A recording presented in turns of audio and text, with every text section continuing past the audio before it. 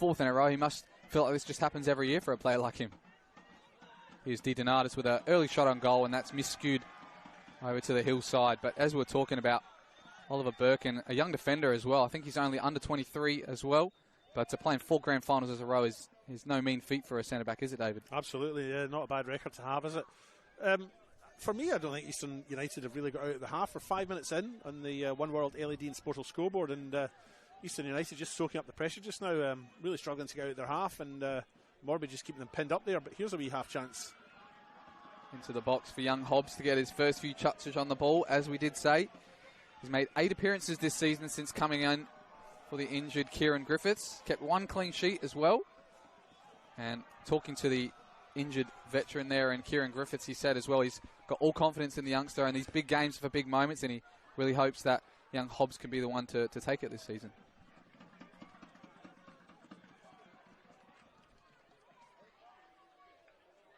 Of course, one of the other interesting additions on the bench as well here tonight was Deng Mariel, who made his first appearance on the team sheets of Modbury Vista for the first time since round 11.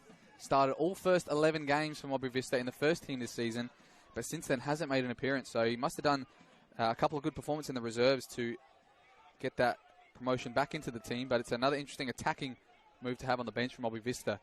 Yeah, don't know the story behind that. As Vista come down the right-hand side here.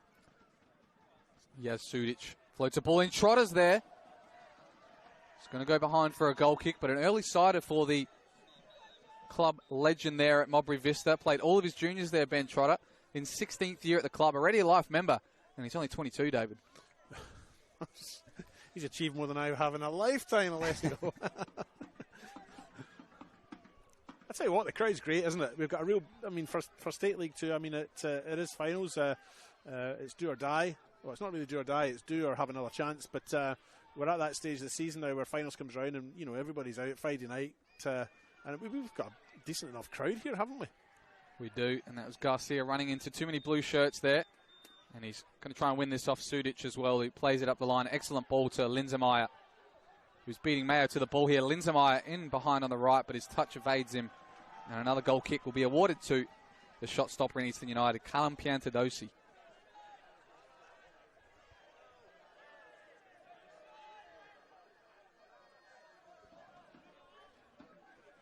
It's the Modbury Vista fans behind the goal, making their presence known to the goalkeeper. And up the other end, the Eastern United, what do you call them, the Ultras? Is that what we call them, Alessio? We do. Up the other end with their flags, and they're both sets of fans in boisterous mood and very vocal. Great for the atmosphere. Yeah, it's great for the leagues as well to see so many Ultras as well. We've seen Beergrad, we've seen Salisbury United as well. A lot of these clubs popping up with some great youngsters who are really involved with coming to every game, making some chants, making some funny videos as well. So it's great to see a lot of the youth still supporting their senior team and having some memories to remember for a long time, David. Yeah, absolutely. Of course, we have a throw-in as well. Both teams have had some interesting final few games before this grand final as well. The last 5 as well. Both have got 2 wins in those last 5 games, but in the last 3 is where they've had a bit of trouble with Eastern United drawing 3 of those, and we'll see Garcia with an early strike on goal, and it just goes past the far corner. Great strike, wasn't it? He certainly hit it well enough, just maybe didn't get the spin or the curve on it that he needed to get round Hobbs in goal, and it's hit the netting behind the goal, but maybe this is Eastern United starting to settle. We're 8 minutes in, and that's the first real effort on goal they've had. It's the first sort of real strong foray they've had into that half. As you mentioned before, not great form for Eastern United coming into this towards the end of the season. Just 2 wins in their last 7 league games. 3 draws and 2 losses also in that. Played 21 this year, won 14, drawn 3 and lost 4. So a little bit mixed form, coming in a little bit shaky in their form. But Modbury are sort of the same as well. They're also a little bit wobbly towards the end. Only 2 wins in their last 5 coming into this. Here's Essex on the far side. Looks for a dangerous ball in, and he almost caught out Piantadosi. He's got a touch there, I think. It's going to be the first corner of the game, David, and it was an audacious attempt from the young attacker there in Alexi Essex. It was, yeah. And look, I think the goalkeeper, Piantadosi, was maybe a little bit unsure of where he was in relation to his goal, so he just had to make sure And he's done that by clearing the ball with the palm of his hand and conceded the corner, but safety first for him there. I think he just maybe lost his bearings momentarily. That's how it looked to me. And just after this corner, he might go down to Connie, who's got some news there, probably on the injury to Nicola Mattia, but we'll wait for this corner first, and then we'll cross down to him. Here's Essex with a delivery near post. Sakani's there to meet it, and it might give us a chance to go down to Connie. What news have you got for us, Connie? Yeah, guys, I do have some news on that late change, and it was an injury, but they have put him on the bench just in case, he might be able to manage 5 or 10 minutes if needed, but definitely an injury, but they wouldn't tell me what, so they're keeping that up their sleeve. Thank you for that, Connie, and we'll cross to you for any more rumblings on that bench as well, but at this stage, the game's in the hand.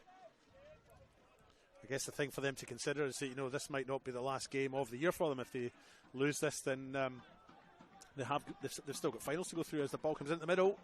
Very dangerous delivery there from Di Donatis. Trying to find Linzamara in that far post.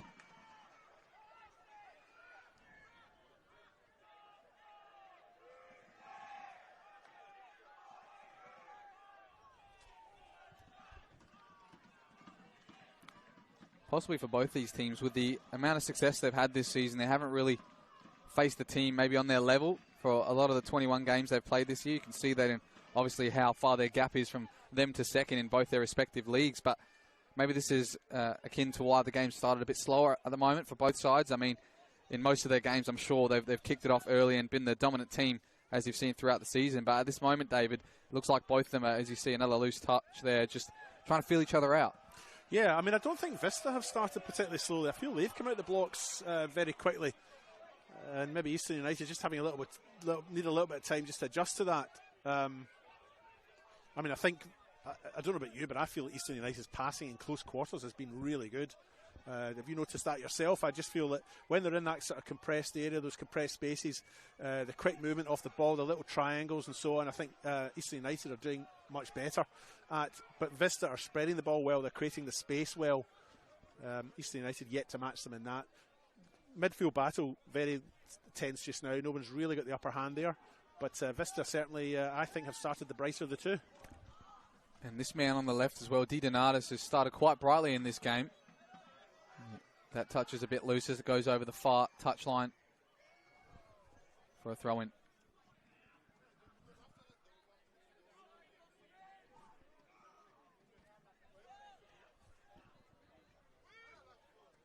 Here is Ramos looking for Sakani in behind. He's got two defenders to deal with. Sudic is there and he contests with him fairly, says the referee. Tries to play it through. Yeah, he was looking for that final ball through to Gianni Palombo. Didn't quite get through to him in the end, and the attack breaks down. But Eastern United, over the last 2 or 3 minutes, just now starting to make forays into the opponent's half. Out from the back there. Feeding it to Cooper Wegner, who had another fantastic season this season. 17 league goals. Looks to find his strike partner there in Trotter, and he's asking for a handball, but the referee has not heeded those calls. Yeah, Cooper Wegner, Modbury Vista's top league scorer this, ahead of Ben Trotter and Alexei Essex. Wegner on 17, Trotter on 15 and Essex on 6. So key striker for them, isn't he, Wegner, up front there? Had a fantastic year last year, 25 goals in all competitions, and a lot of them in the do-or-die final series as well. But both him and Trotter have had fantastic seasons, attributing to their top league position this year in the north, but of course both of them improving on their goal scoring feats as well as no mean feat. Here's Ramos now. Poorly. No handball, says the referee, as Panagalias finds its way to both the Diegos. Oh, the passing in those areas, look at that. Super by Eastern United, the passing in those little areas, those tight areas, just as exemplary. No support here for Ramos in that corner, but he's going to win a free kick. Very dangerous area. Almost a corner, but about a couple of inches closer. And that one was from Di Donatis, so he's done all the attacking forays at the moment for Modbury Vista, and did some defensive work there, but it's gone in a bit too harshly, according to the referee. Guys, just quickly, the water was put on the pitch pre-game, and it looks like it's playing sort of into the hands of the way Eastern want to move the ball around. Would you agree? I'd have to say so, David. I mean, they're keeping the ball nice and flat on the deck and helping each other out with some crisp passes, but at the moment it's probably also led to them taking some long touches as well. Fresina goes short, finding Diego Garcia through a couple of bodies, and more handball calls to the referee there in Jaden Betterman, but he's not convinced. The defender there was Cooper Wagner. He's the one that blocked it there. Couldn't do much about it. It was hit straight at him and it hit his midriff, but Wagner, the striker, is the one that's back there defending as Eastern United come through again. Wins that one out the defensive half as well and pushes his team forward. Essex looking for Trotter there, but the ball was played behind his feet. And now it's Palumbo who's in the defensive half for Eastern United. One of the youngsters this season who's really got a chance under the coach in Gabriel Markai. And he's really taken it with two hands, the youngster, scoring quite a few goals this season as well. 2. And he's had a real success in starting a lot of games this season as well for the first team. Of course, on the bench as well as his dad, David. Sokol Marashi, the 42-year-old, is the reserve goalkeeper for Eastern United. And depending on how this game goes, we might end up seeing him. If they do take the lead, they often do, put him on for the last couple of minutes. So that'll be a sight to see if that eventuates. Here's Birkin and Panagalias battling out. He does well. Clears down the touchline again for Di Donatis. Quite something to be playing with your dad, isn't it, really? You know, Eastern concede the free kick there through Ramos. Quite something to be able to play with your dad, isn't it? Maybe a bit late for me and my dad. He was 88 last week. Happy birthday to my father. But can't see us playing on a field together. Here's Blackett, of course, promoted in 2017 with Seaford. But he's been at Modbury Vista for quite a number of years as well, featured in that grand final last year, of course. And has been a fixture at left fullback for quite a few years. Here he goes, putting a good ball in for Trotter and provides the first save out of Callum Piantadosi. Down to his left after a deflection, I think, on that cross as well.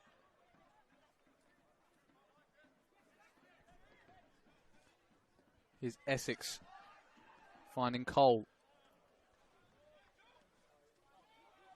Ramos does well to win that off Di Donatis and tries to release Soy Sakani. In the way is Benjamin Toffoli, who can find his fullback in Yasmin Sudic. Wearing the number 1, Yas Sudic, and I'm fairly sure he wears it for the year he was born, in 1991. I'm fairly sure. Oh, you might be right, yes. I'm unfamiliar with that statistic, but you're the stats man. You know all that sort of stuff.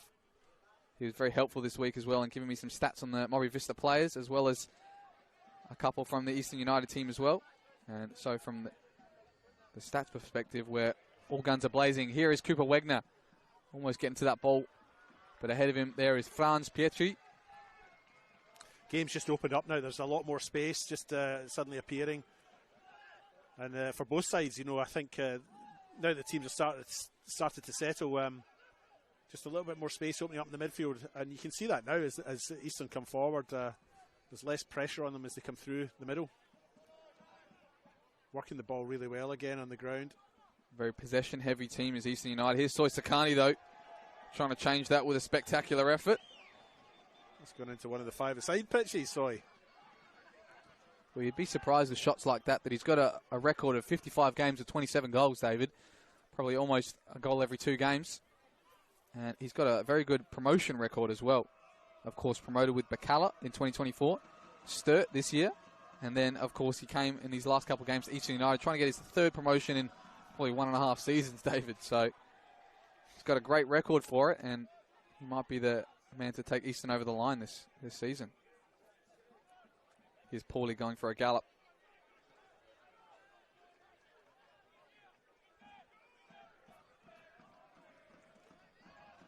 Eastern just enjoying a little bit better possession just now. They're just holding on to it a wee bit more than Modbury. When Modbury get it, they sort of certainly more urgency about them as they come forward. They look like they want to do something, whereas Eastern are a bit more patient maybe in their approach. Keener to just hang on to the ball and play it between themselves. Work it, if you like, as they come up the left-hand side. Sakani going for the nutmeg there on Toffoli, but Toffoli was in the way. Di Donatis now finds the gap between two, tries to chip forward to Trotter. And he tries a back heel. It's going to find its way to Essex. He'll do well to put a delivery in here. Again, he'll find Blackett instead. Shapes it onto his left foot. Goes far post. Linzenmeyer's there. Now it's DiDonatis. The first major chance of this game, David. And DiDonatis could not find the target after the ball was cut back to him, almost on the penalty spot. Absolutely, he's blazed it over the bar. But I tell you what, Piantadosi, what a save! He got a hand to that cross as it came over. Had he not done that, I'm pretty sure that Vista would have got on behind there with the header and put the ball away. So I'm going to take my hat off to Callum Piantadosi for that save there. And look, the final ball, final shot, should I say? That's poor, isn't it? Really, that's a great opportunity for Vista to get something here in the 20th minute, and it's been squandered. Somewhat wasteful, eh? Early chance, 20 minutes into this game. Comes the way of Modbury Vista.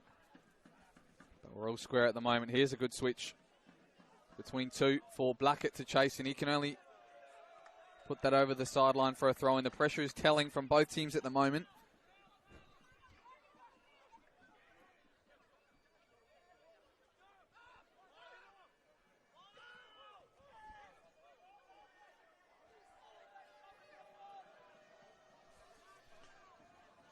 The Vista supporters behind the goal. It's great, isn't it, to have that sort of vocal shout.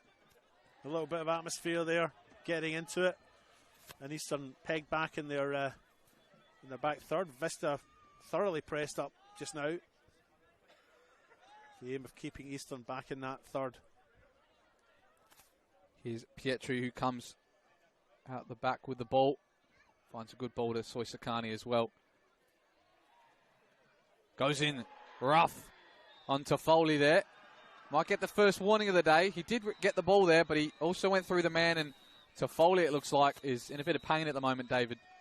Yeah, it doesn't look good. He seems to be in a fair bit of discomfort there. Referee Jaden Betterman's had a quick word, and there is some activity over at the bench. I think it's just a change of shirt over there, to be honest. But it looked like something else was going on.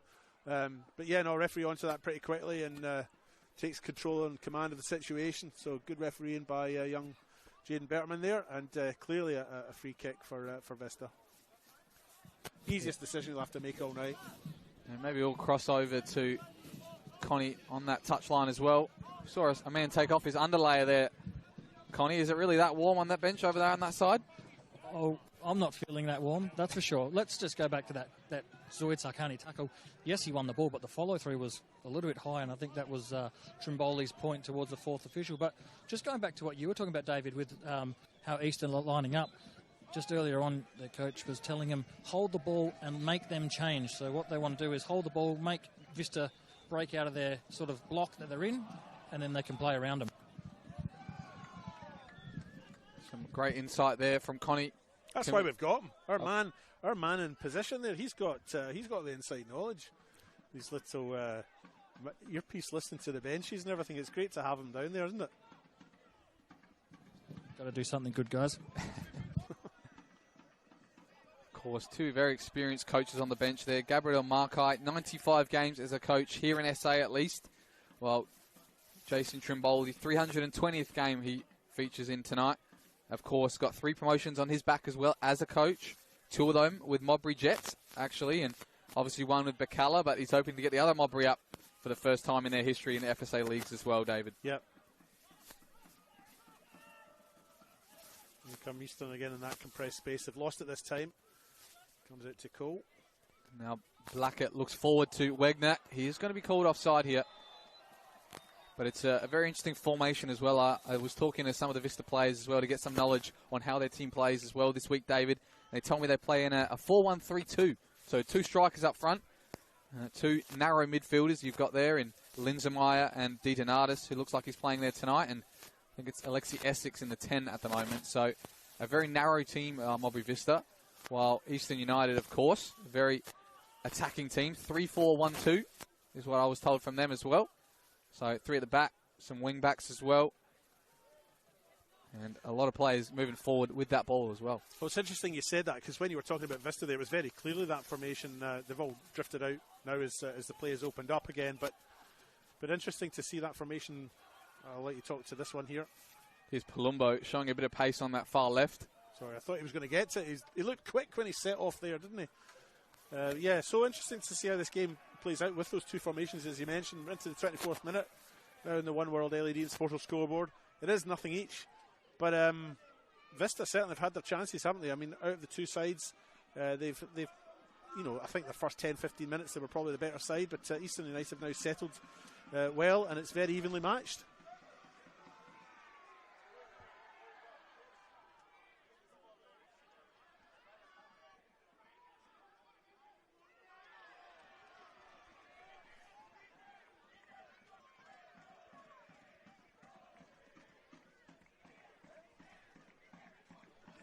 Throw in the far side for Vista. Right in front of the Eastern United bench.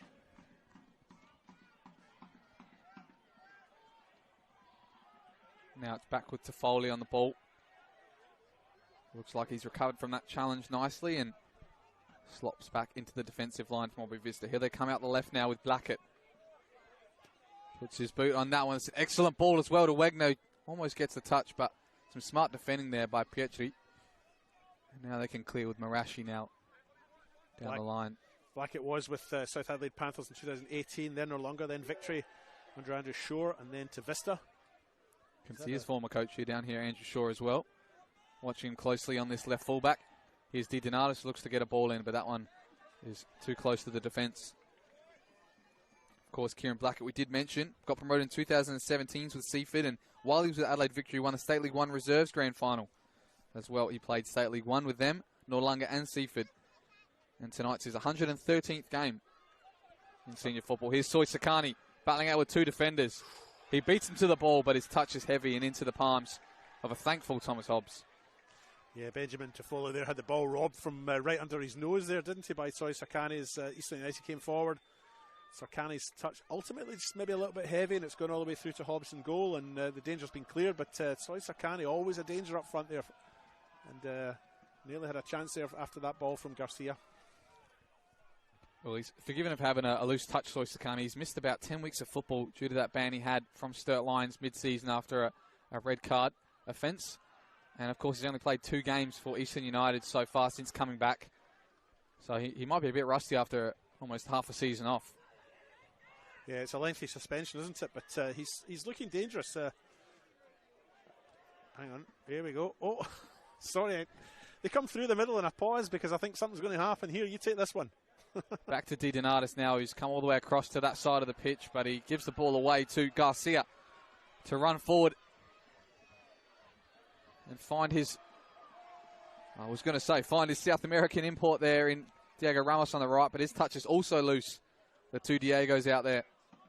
Yeah, ball intercepted there by Oliver Burkett from Modbury Vista, and they defended well again there, but touch just a little bit heavy for Garcia. He knocked it too far ahead of himself, and if you're going to do that, it's going to be picked up by those defenders and dealt with quite comprehensively.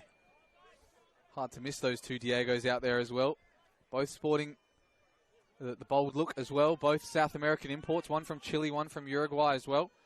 And, of course, both have experience at the high levels of the Football Federation here in SA as well. Here is Garcia now in the middle of the park, collects it just in the centre circle. Pietri comes out to this near side. Marashi. Back to Garcia as well, but his loose touch has found it to Trotter, but maybe they are dealing with that wet pitch, as Connie did say as well. Another slip in the middle of the park after winning back the possession. And another one as he makes that pass was Marashi. There's something in what Connie was saying. You know, they did heavily watch it before the game started. I don't know how necessary that was immediately before the game was begun, but it has made it slippy, and Connie's picked that up well. Ball on the far side now with Andrew Mayo, the captain tonight. They've had a couple of co-captains this season. One of them being Andrew Mayo, of course. Another one being Nicolan Mattia.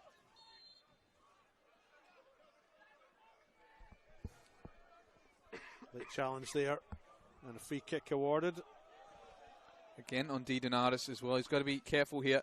The winger, an attacker on a booking is something I'd like to say is never needed, never necessary, and always a coach killer. Having one of those attacking players on a booking so far in the first half. So we'll hope for his case and for the coach there in Trimboli that he doesn't pick one up after a couple of fouls in this first half. We'll cross down to Connie Comitsas, who might have an interesting update or some news for us. Yeah, guys, the pitch is very, very wet underfoot. Even the linesman in front of me, every time he goes to take off, you can just see the water flicking up. So not ideal conditions for everyone out there, including the referees. Big shoulder to shoulder there. The two captains of their clubs, Ben Trotter and Andrew Mayo, go hard shoulder to shoulder in that challenge, David. It's something you love to see in a game like this as well. Two men putting their heart on their sleeves for their clubs as well. Ben Trotter, as we did mention, has been at Modbury Vista his whole life. That ball's gone back post. Linsenmeyer! A massive chance again for Modbury Vista, David. And the ball is slipping on that deck as well with the crosses. One does start to wonder if they'll rue these misses later on. Will they be costly? I mean, we're half an hour in. We still have a fair way to go, and we have the possibility of extra time and penalties as well, of course. But Vista must be thinking to themselves, gosh, we could be 2-0 up here. You know, they've had the clearer cut of the chances, I think, through this first half. Not that Eastern United haven't had their chances, but Vistas have certainly been more clear cut. And, gosh, they could be 2 or 3 up by now, couldn't they, if they'd taken advantage of those opportunities. But another one squandered. Good opportunity there. And that one fell to Tyson Linsenmeyer, who's got 1 goal this season, David. Maybe you can excuse him for a missing like that if he hasn't scored too many this year. But he's also played 103 games for Modbury Vista this season. All of his senior games at Modbury Vista, of course. But he's only scored 3 goals in his senior career, so that might be to blame for how he hasn't found the back of the net here early in this grand final. I mean, that could be a confidence thing. You know, once you get one, I mean, he could, you know, the floodgates could open as Eastern United now look to try and break out here from the back. But, you know, once you get one, the floodgates can open. It can be a confidence thing, or who knows. But, yeah, certainly I think Vista they need to be more clinical in front of goal. Here's Di Donatus, who spins out of the danger and out of one of the Diegos and plays Essex, who's kept his run on side. He'll do well to keep this in as well. He's got time to deliver across. Goes far post. Trotter's there, but he's got under it. Now Blackett with the first time delivery. Deflected, and Piantadosi is happily claiming that as it spins into his hands. Now with Garcia in the middle of the park. I'll tell you what, a ball spinning like that as it comes into the goalkeeper when it's all wet, that might have your heart in your mouth, eh? Because that ball it can be slippery, can't it, with the conditions that we've got underfoot here after the washing we had before the game started. Garcia now loses out to Essex. And now Linsenmeyer is occupying that right fullback position. One back again by Eastern United. Looking to put some pressure on. Here's Sakani. Over his shoulder to Panagoulias. He's looking for his star man in Sakani, who finds it with a no-look pass back to him. Puts a ball in Panagoulias. None of his Eastern United attackers were trying to make an attempt on that ball, though, David. Yeah, and for some reason, Garcia had held his run back. He was at the edge of the D, and the cross was good enough, went right into the penalty spot, but nobody there, and comfortably and easily cleared. And massive news as well here down on the touchline. A possible early substitution here, and we've seen the man down here. And Connie, can you confirm if it's for Pietri? I'm not too sure who it's for, but it could possibly be for France. I did hear the coaches tell him you've got 5 minutes to warm up, and it is going to be a change, so it's going to be number 23 coming on for East United, James DeCono. James DeCono did start last week in their 1-1 draw with Western Strikers and dropped to the bench for this tie, but yeah, that's an early enough substitution, only 33 minutes gone. They put the magic spray on. It looks like an injury to, just above the gluteus maximus. Looks like, guys, I can't see the number, but you guys will be able to see who's walking towards the touchline. It is so Panagoulias. Oh, Panagoulias. It is. An even more interesting sub if it's him, because he wasn't even the one that looked like he was injured.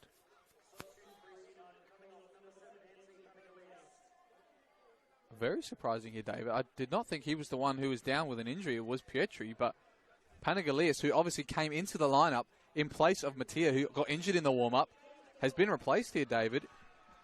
33 minutes into the clash, and it's another enforced substitution for Eastern United. And it's going to be young James DeCono who comes onto the park. Another mid-season signing from Adelaide Cobras, the youngster as well. And he's got a few goals since arriving here at Athelston Recreation Reserve. 2 goals for Eastern United in his 9 games for them this season. Yeah, interesting. I mean, it didn't look to be an injury as he left the park. You know, maybe this is a tactical thing. There didn't seem to be anything wrong with him. So maybe this is a tactical change. I mean, I think Eastern United have been under the pump maybe a bit more than Vista. And here's Takono's first touch out here on this near side. Finds Sakani. Goes for a nice nutmeg, and his left foot pass just about finds its target there on Garcia.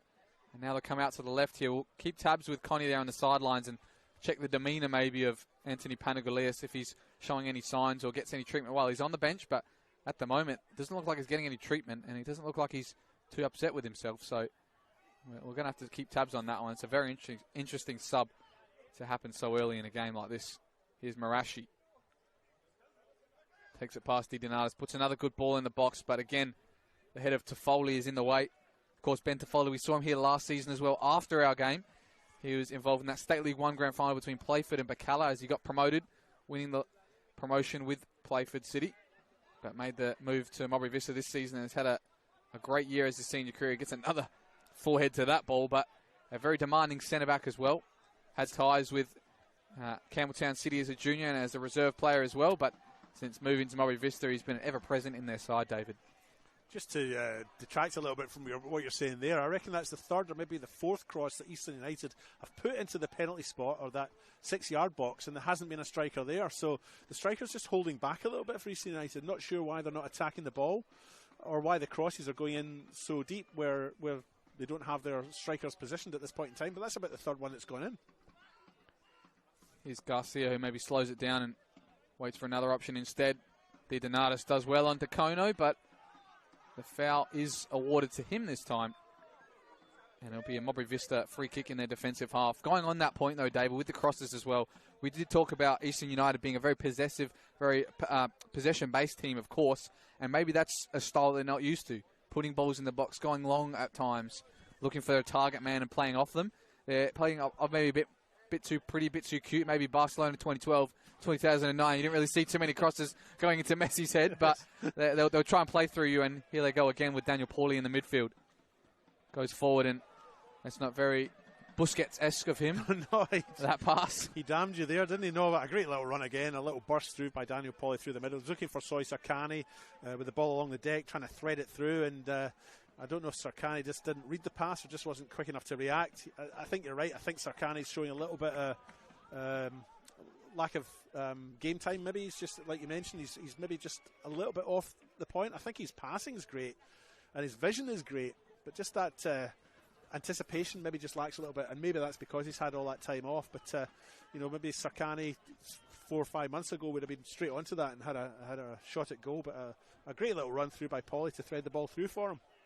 Well, of course, you also got to mention not just the Russ having 10 weeks off as well, but a whole new team. The last time we played here at Eastern United in 2023 would be in a whole new set of players as well, of course.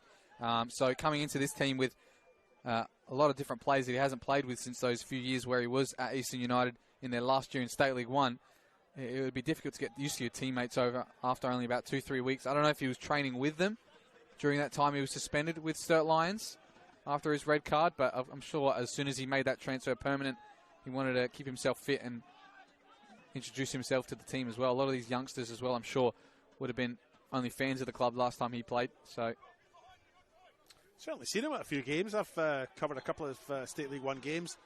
I've been at a few West Adelaide games, and I've seen him in the crowd, so he's certainly been around. Back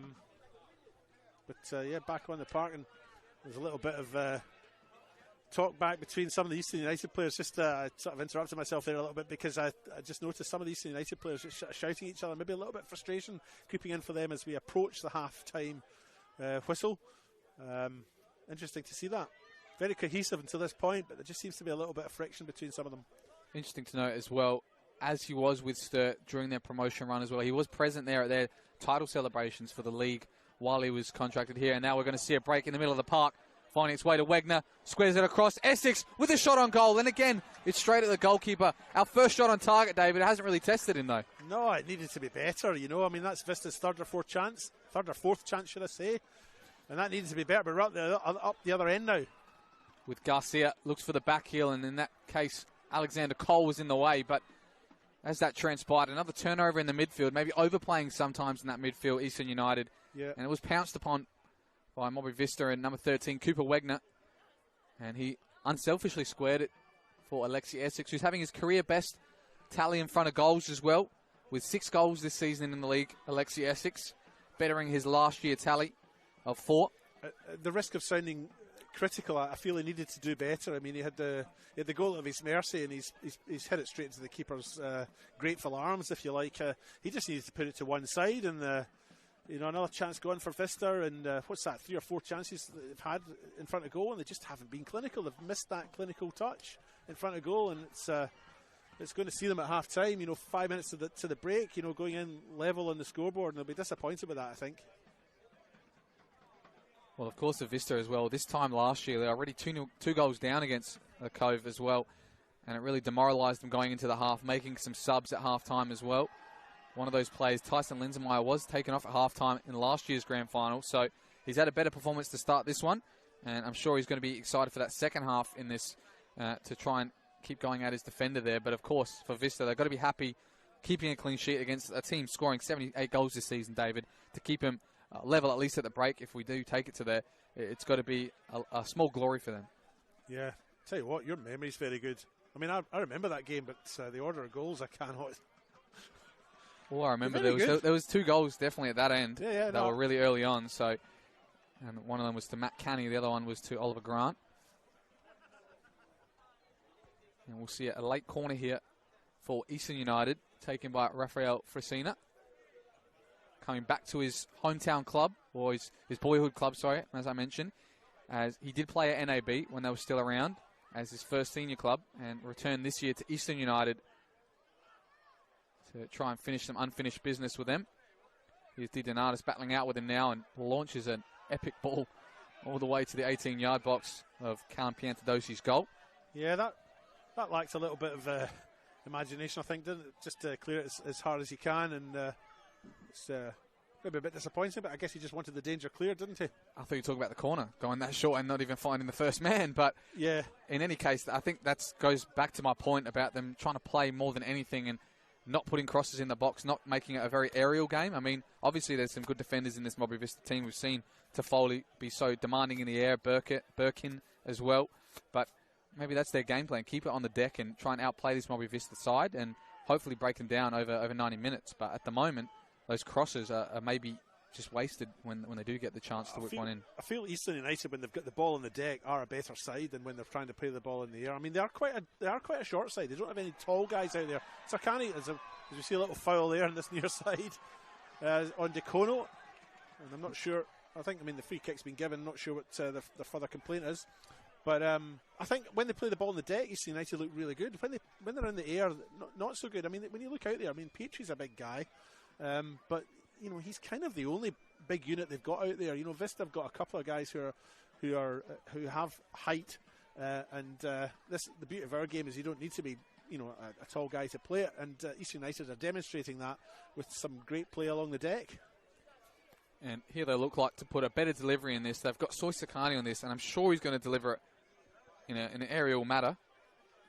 Where they have Fresina on the other ones, which seem to be going short. So we'll see what they can do from this set piece. But late in this half, they're looking at open proceedings here with a headed goal potentially. We'll wait for some referee discussions in the middle of the park there. Looks like it's Linsenmeyer and Ramos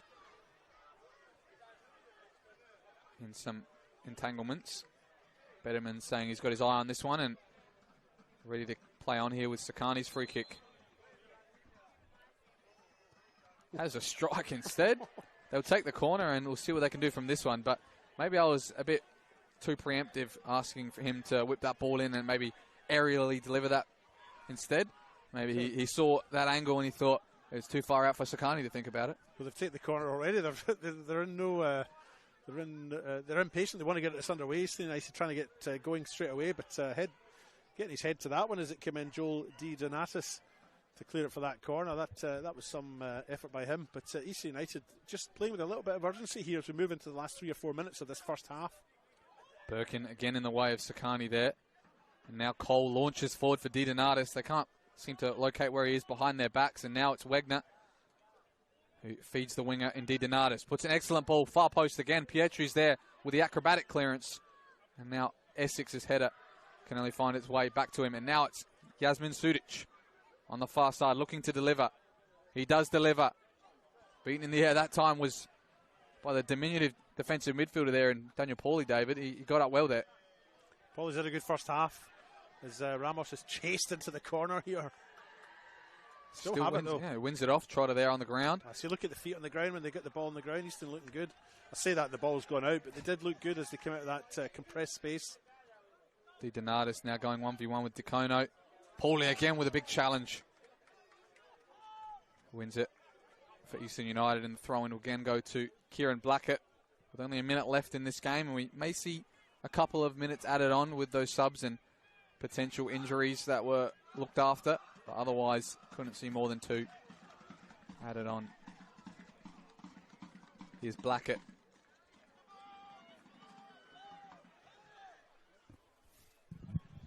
Just the 1 minute to be added on, guys. That's what I thought. Couldn't be too many with the no goals and not too much time wasted in this. But Essex is maybe looking to get one final attack on this. And it's a throw-in again for Blackett.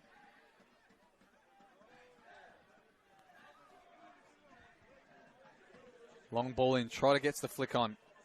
Pietri is there as well. And now it's Pauly who takes it out from the corner and will win the throw-in right in the corner flag.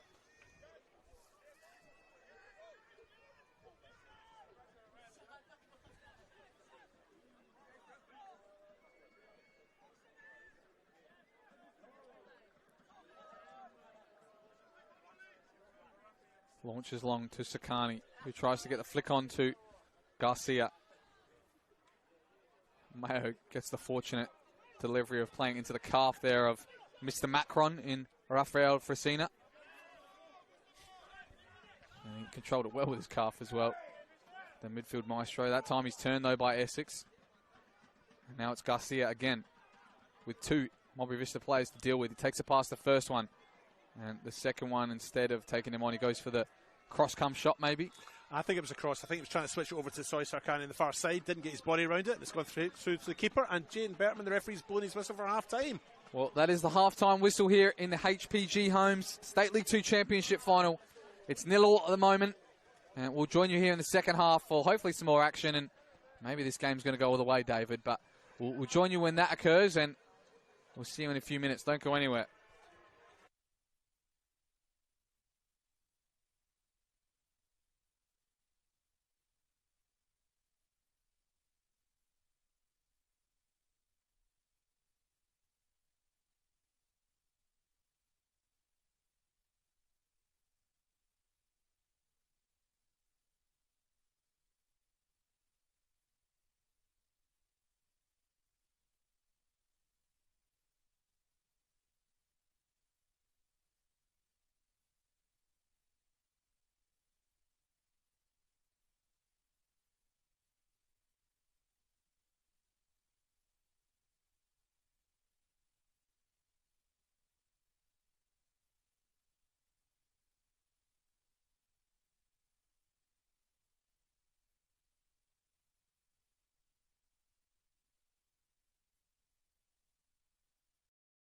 For over 25 years, HPG Homes have been helping South Australians build and own their dream home. Whether it's a house and land package, custom build or development, our HPG fixed price guarantee ensures no nasty surprises or price changes along the way.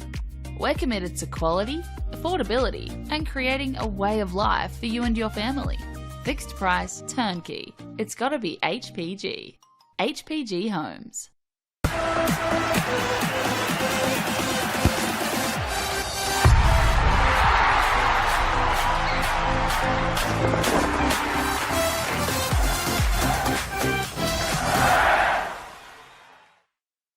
For over 25 years, HPG Homes have been helping South Australians build and own their dream home.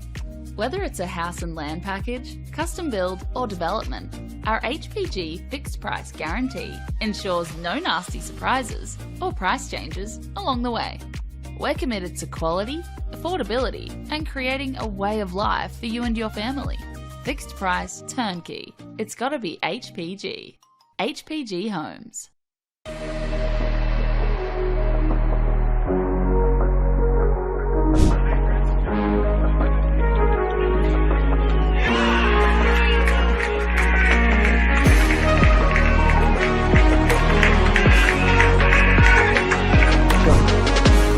Their own hands. Zarabona faces a plethora of opponents but gets his shot in, and that's a fine goal by Zarabona to make it 4-2. And Zarabona has 3 for the night. And what a finish!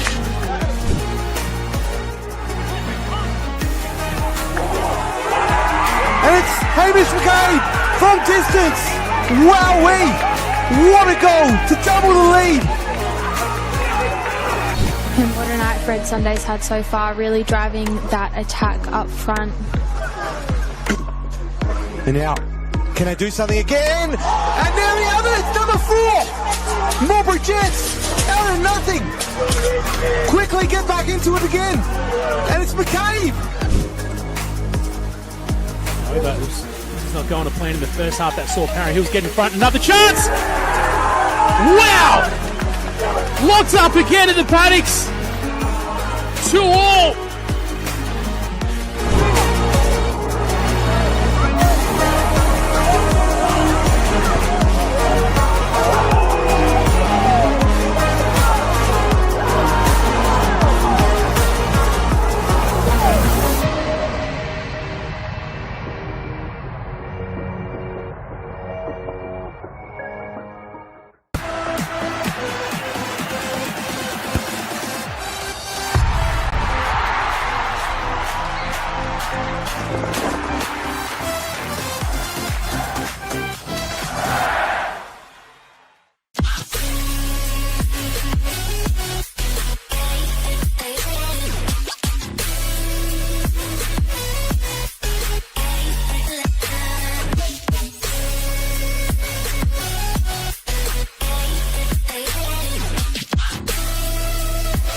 Puts in the penalty and wins the grand final for Campbelltown City.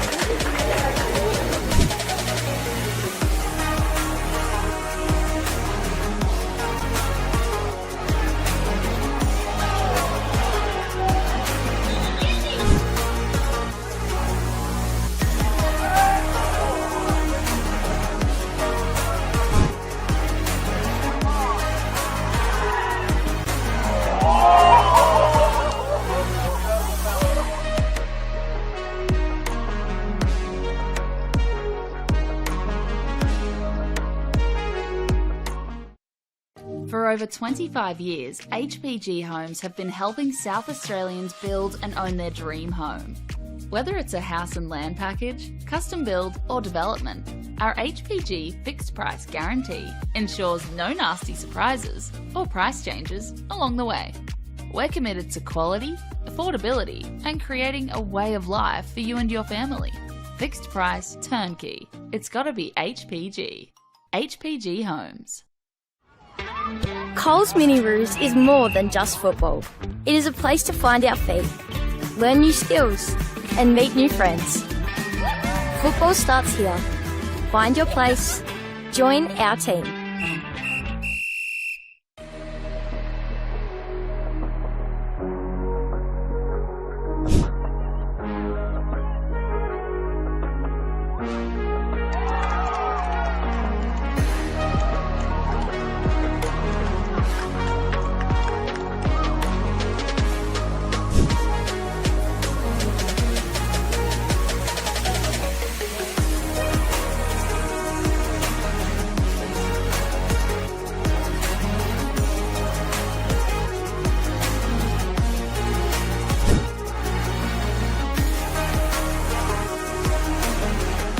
That's a nice shot from outside.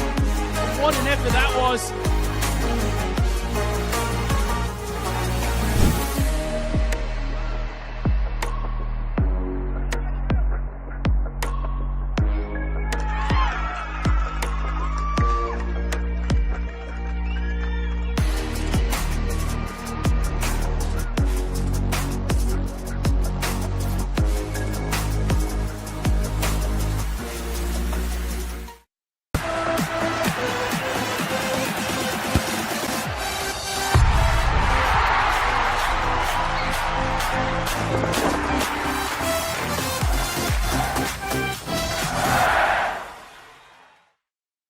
For over 25 years, HPG Homes have been helping South Australians build and own their dream home. Whether it's a house and land package, custom build or development, our HPG fixed price guarantee ensures no nasty surprises or price changes along the way. We're committed to quality, affordability and creating a way of life for you and your family. Fixed price turnkey. It's gotta be HPG. HPG Homes. We all play the same game. The battlefield may look different, but between those painted lines, the feeling each of us get alongside our tribe. Let the moment sink in, then let it rip. The runs out wide, last-ditch efforts and clean sheets. The tap-in or rocket to the top bins. The eruption of the 12th player that sends shivers down your spine. It's in the way we celebrate, because football is everyone's game. Play football.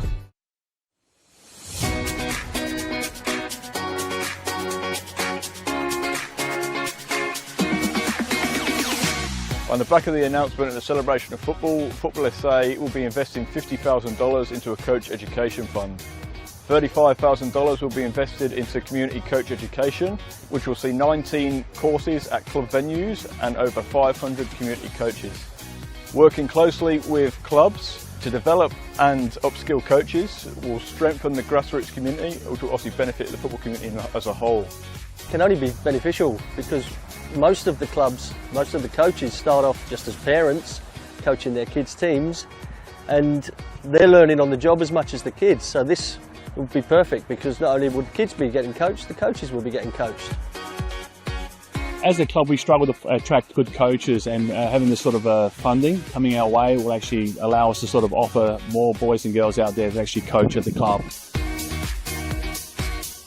Everything comes at a cost these days, and this award presented to our club here again will allow our average parents, supporters, players to the opportunity to come out and actually to take on coaching and to be part of it. They've got a passion about this sport and a passion about this club. They'll be able to come here now, get trained up and actually take on a team and just move forward with us here. The remaining $15,000 will be invested into a joint initiative with Football SA, Adelaide United and PSV, where selected coaches and technical directors from South Australia will be given the professional development opportunity to go to PSV in October 2025. Once you get the bug for the coaching, you love it, and you love seeing the kids improve, especially the connection to your club. You want to see the kids come through at your club, and it's just a win-win for everyone.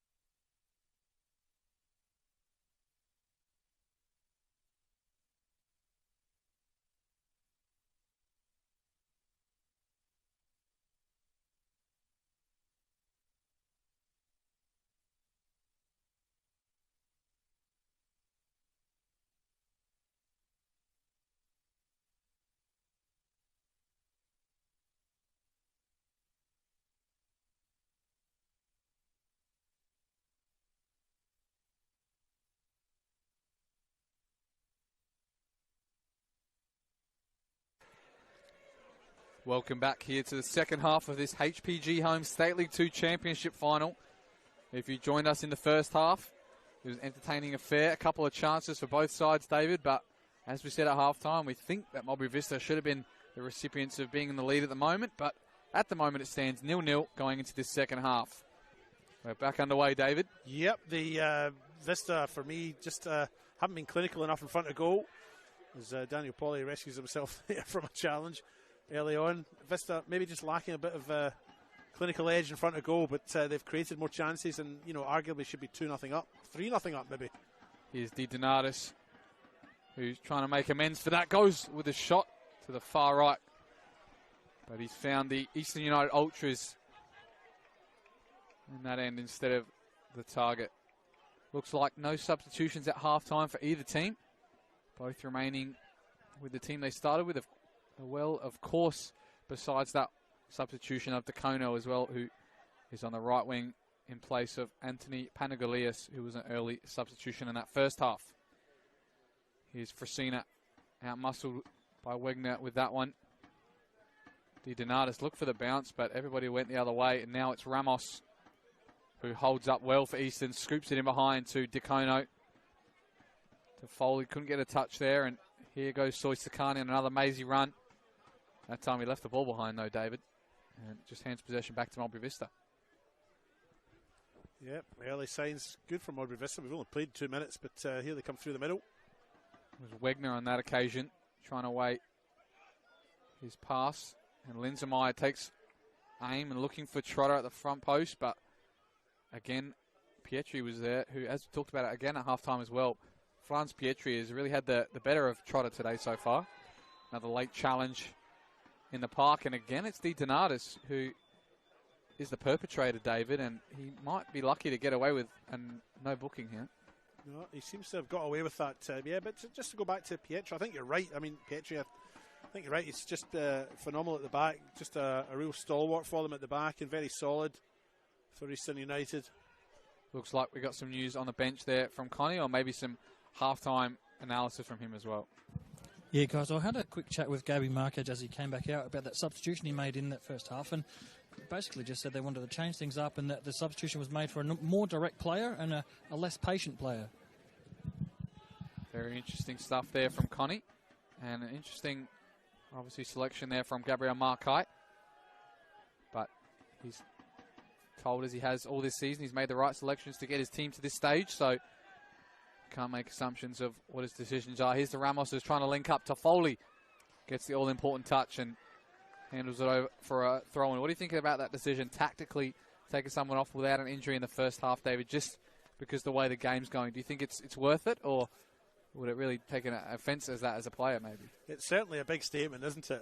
And it's a very public statement as well. I mean, I remember last year in the Federation Cup final between Campbelltown and Modbury, there was a substitution made in the first half in that game, and I think it was for Modbury from memory. And it's a very public statement, and you know, it's a gamble, but you know, the coach is there to win the game. He's got to make some tough decisions, and I think it takes a bit of courage to do that. And obviously, he feels that change needs to be made earlier than ordinarily would do. So see if it pays off. Hobbs drops that one, and fortunately, his captain there, and Trotter was there to clear it. But a good delivery on that occasion from the corner, David. They did put a good delivery in and made it difficult for the goalkeeper to deal with. So maybe they've got to look forward to that a bit more, especially from those set pieces. Yeah, I'm not sure why Hobbs, just for safety, just didn't punch it. He came out there, he was never really going to get a clean grab at it because it was crowded in front of him. But, you think maybe the punch might be the wiser idea, but he's entitled to make his own mind up. He's the goalkeeper. I've got no expertise in that area, but I thought he might just have tried to clear the danger. Here's the back three of Eastern United now, keeping this ball in possession, but Sudic is there in wait. They'll go out for a throw-in. Of course, Yaz Sudic ended last season in that preliminary final with Playford with his 300th game, so all the games this year have led him to 313, and he's also got a nice goals tally as well with 50. Formerly playing as well with MPL with Raiders, won the Federation Cup in 2011 with Western Strikers, David, another team in the finals, and obviously got promoted as well with Bacala and Trimboli in 2019, and then with Playford, of course, last season. Another, looks like, injury off the ball here, David. Gianni Palombo. It wasn't off the ball. It was a clearance just a moment ago when it's near side by Yasmin Sudic, who followed through his clearance kick, and he's caught young Palombo, who's just gone to ground there. And this is something Eastern United don't want to see. Of course, they did have the injury warm-up to Nicola Mattia, but that tactical sub in the first half has only led them to have 2 more occasions to make one in this second half and beyond. So they're really looking forward, their youngster here, to stay on the park potentially and not cause them to make another sub enforced. If you have just joined us, we're 50 minutes into this HPG Homes Championship. Final? That's the one. Not the semi-final. It's the final. The inaugural one as well, David, of course. So winner, north versus south. Yep, straight up. Winner straight up, and the loser of this isn't out. We'll go into the playoffs with the 3 teams, or the 6 other teams to start with, but the 3 other teams that will emerge from those that first round of the playoffs. And if I am correct as well, it's a new trophy for this team. I mean, that it's not a trophy that's got any other names etched in on it. And we've got Di Donatis here on the left looking to cut it back. Nobody there again from Modbury Vista. And now it's coming away with Daniel Pauly looking to feed Soy Sakani. He's got Birkin to deal with, and he'll clear over the...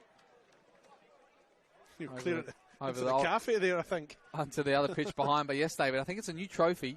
And you'll be the first club to have your name etched in on it as well. So it's something to be in awe of, and something, of course, to aim for as well, because no other team's got this. You're going to be the first one ever.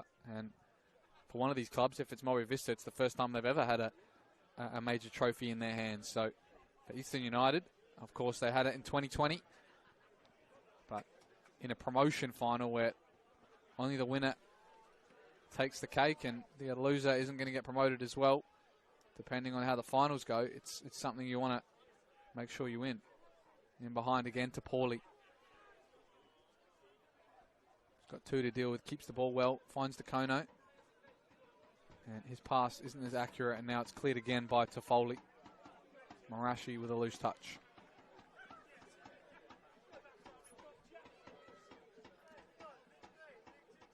It's interesting to note as well, David, versus the other top 4 in each of their respective leagues. Only 4 wins for Eastern United against the other top 4, and only 3 for Modbury Vista. So against equal and quite good opposition, it seems like both of them have struggled throughout the season and really found it difficult as well. The losses that both teams have had have both been, a couple of their losses have been to teams that are not even contesting the final series as well. Notably, Eastern United losing out to Mount Barker away from home. Seaford United, Adelaide Union, and Western Strikers, the other 3 teams, in the final series. But that loss to Mount Barker was a big shock for them. While in the north as well, the sides for Modbury Vista, they lost twice to Port Adelaide Pirates, once to Atletico, once to Gawler, and once to Salisbury Inter. So as well, they lost to 3 teams that are also in the top 4, but 2 times the Port Adelaide Pirates didn't make the finals. So a couple of interesting fixtures where both teams have seemed to struggle, but they've also struggled against their opponents that are also still in the finals. So it makes it more enticing clash for one of these teams who might end up playing one of them again. Yeah, absolutely. Look, inconsistent form really as they come in towards the end here. As we mentioned earlier on, towards the end of the season, Eastern United just had 2 wins in their last 7 league games, and Modbury Vista wobbly towards the end, only 2 wins in their last 5. So coming into this, both sides just I don't know, maybe they took their foot off the gas a little bit because they knew they were in finals, because both sides have known they're going to be playing finals football for a number of weeks. And here's a good dummy there from Garcia in behind for Diego Ramos, but it's a fantastic save from the youngster Thomas Hobbs. From point blank range, he's stuck a leg out there and saved the day from Modbury Vista, David. What a good save for the youngster. He did. He was out quick, he was out low, and he was brave with it as well, and closed the challenge, closed the opportunity down. Good goalkeeping. Not sure why Ramos maybe didn't try and dink the ball over him. A little chip might have come good there, but maybe that's just a little spur that Eastern United need just to lift. And it was the 2 Diegos creating some Diego double delight, and on that occasion it's Garcia who can't keep his feet, but both of them have been real architects of some attacks here for Eastern United, have created a lot of danger in the Eastern backlines. Here it is again on the opposite side though with Wegner to Di Donatis. He goes for the shot. He was, of course, part of those Port Adelaide sides who beat Modbury Vista on 2 occasions as well, scoring against them as well in a memorable 4-3 win for Port Adelaide Pirates, but for both sides as well. We did say coming into this, haven't had the best form, and I think the form kind of switched for Eastern United when they lost Dennis Backeye, such an influential player in their team. When he did leave, they started dropping some points. They lost to Mount Barker, they lost to Western Strikers, they lost to Seaford as well. But in the last couple of weeks, at least they've kept their unbeaten streak alive. They drew the last 3 games of the season. Probably not the best form you want to come into finals with, but their early season form as well, David, is led them to this occasion, and that's what you start seasons so early for.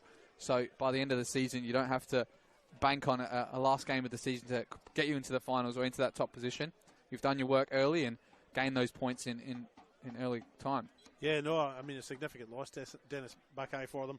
Scored 37% of all the goals they scored in the league this year. He scored 29 of their 78 goals. So I think he had about 14 or 15 assists as well. So most of those goals without him wouldn't be there, because he did set up a lot of his teammates too, David. Yeah.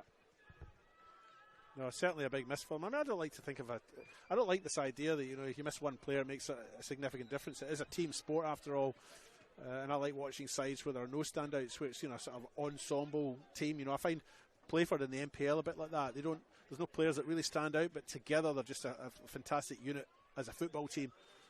And, that's kind of teams that I like to watch. That's just a personal opinion, but Dennis Backeye certainly missing for Eastern United over the last few weeks.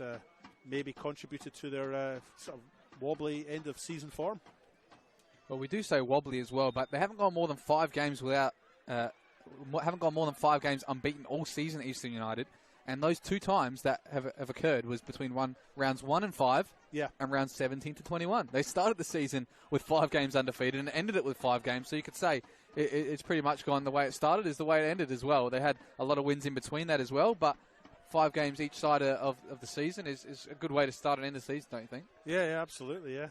Yep. I mean, those first 5 are probably all wins as well, and these last 5 have been 2 wins and 3 draws. But in any case, it's a good way to go into finals without losing for many weeks, and that's what they've done throughout the season on 2 occasions. Eastern now making the way in towards the edge of the box. A couple of flicks to Kono, tried to get a touch there, but in the way on that far side, I think, was Oliver Birkin.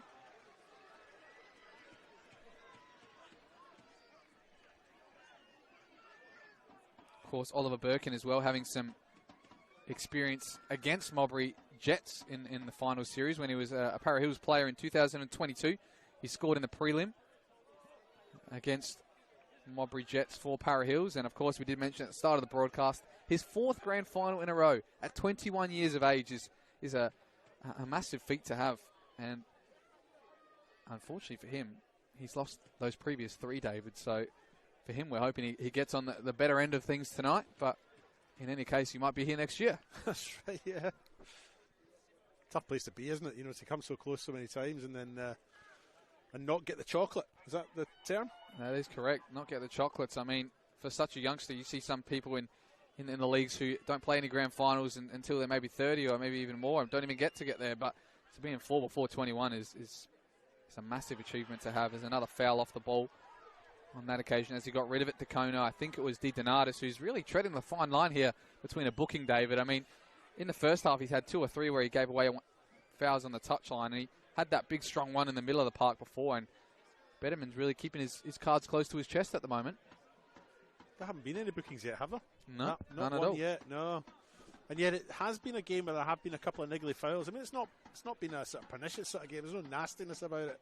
But it has been physical, and I guess not to have any bookings so far is maybe a little bit of a surprise as we go into the 59th minute on the One World LED and Sportal scoreboard.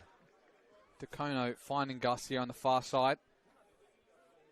Now Paulie in a dangerous area, top of the box. He might get the 1-2 here, but it's loose. And now Trotter can try and deal with something here. Wegner can't hold it, and again Garcia will come away with it. Here's Decono. Trips over the ball, maybe handles it, but he'll recover and keep it instead. But I think one of the big stars of this game at the moment is the 2 Diegos, David. I mean, you know what Diegos can do in a final. No matter the World Cup or the State League 2 Grand Final, they can be the difference maker. And at the moment, it seems like one of those 2 are going to be the one we're looking for when a goal or an assist comes through. Did you just compare Argentina's greatest player, the number 10, with State League 2? I think you did. Well, I said that Diego's can do it in a grand final no matter what the occasion is, and I'm sure one of them has got him as their idol with a name like that, or maybe their parents really loved him too. But if you have any idolizing to him, then I'm sure you've got something in your locker that can really change the face of things. Well, Diego was my favourite when I was growing up. But he's got a bit of a cult, or he did have a bit of a cult following in Scotland anyway, because he was, the nemesis of our cousins down south of the border in England. So Diego was always a hero for us. But we digress. We do. As you see those bench players for Modbury Vista warming up on the sideline as well. They've got ample experience on that bench as well. Notably Benjamin Head and Liam Miller, who've had quite a few games under their belts, as well as playing in some of the highest leagues as well in this state. And we'll see what they can change when they come on. But at the moment, it's Diego Garcia who's dancing through a couple. But the final one was too much, and a bit of deliberation on that throw-in on the far side as well. For Modbury Vista as well, they were on their longest unbeaten streak, 9 games before round 21, where they eventually lost 3-2 away to Port Adelaide Pirates. So, as we did talk about the unbeaten runs of both of those teams, they both had similar 5-game runs throughout the season, but going on 9 were the away team in tonight's fixture, Modbury Vista, before they played that round 21 fixture. So, and we're going to see a sub here, David, as well, and it's one that we both know quite well. It looks like it's going to be Kosai Morito, who's going to come onto the park for Joel Di Donatis. Of course, the ex-Hawks and ex-Mount Barker player, Kosai Morito. He made the end-of-season transfer to Modbury Vista this season and has been very electric in his debut season for Modbury Vista. He scored 3 goals for the club after being the top scorer at Mount Barker United last season and coming through the reserves and under-18s of Adelaide Hills Hawks. It's good to see him on a big occasion like this, coming from a background of the Hills area, isn't it, David? Yeah, absolutely. It's interesting because he scored last week. He started last week and he scored in their 3-2 away loss versus Port Adelaide, and then finds himself on the bench for what might be their last game if they win this and get promoted. So interesting for him to find himself there as Easton come forward. Look to flick it in behind, and they can't find the target man. And now as Morito will get on the ball early on here. Now Head tries to find it back to the Japanese import. Doesn't know too much English, David, but when his feet can do the talking the way they can, you don't really need to tell too much to him. Just say, put it in the back of the net and win the game for us. That's okay, because my Japanese isn't very good, if I'm honest. Soi Sakani wins out over 2 defenders and is going to take him on again for the 3rd time. Has the strike deflected. Oh. It's going to be the first goal of the day, David. And it's in the worst way possible with a very disgusting deflection. But it's Soi Sakani who gets things underway here for Eastern United. And he's very happy with that one, as are the Eastern faithful. They go 1-0 up here.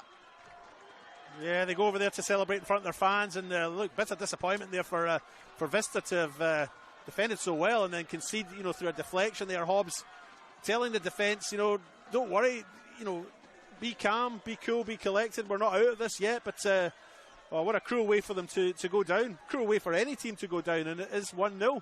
We'll cross to Connie Commitsis on the sideline as well. He's right near that Eastern United bench. They don't care how they go in, Connie, do they? No, they don't. And it was only going to be one man who was going to open the scoring here. He's looked the most dangerous player on the park. And you just hear the roar of the Eastern United crowd. The bench went absolutely off their rocket, you could say. But that change that Trimboli made earlier, you just get the sense that Modbury saw that's kind of coming. So a well-deserved lead for Eastern United.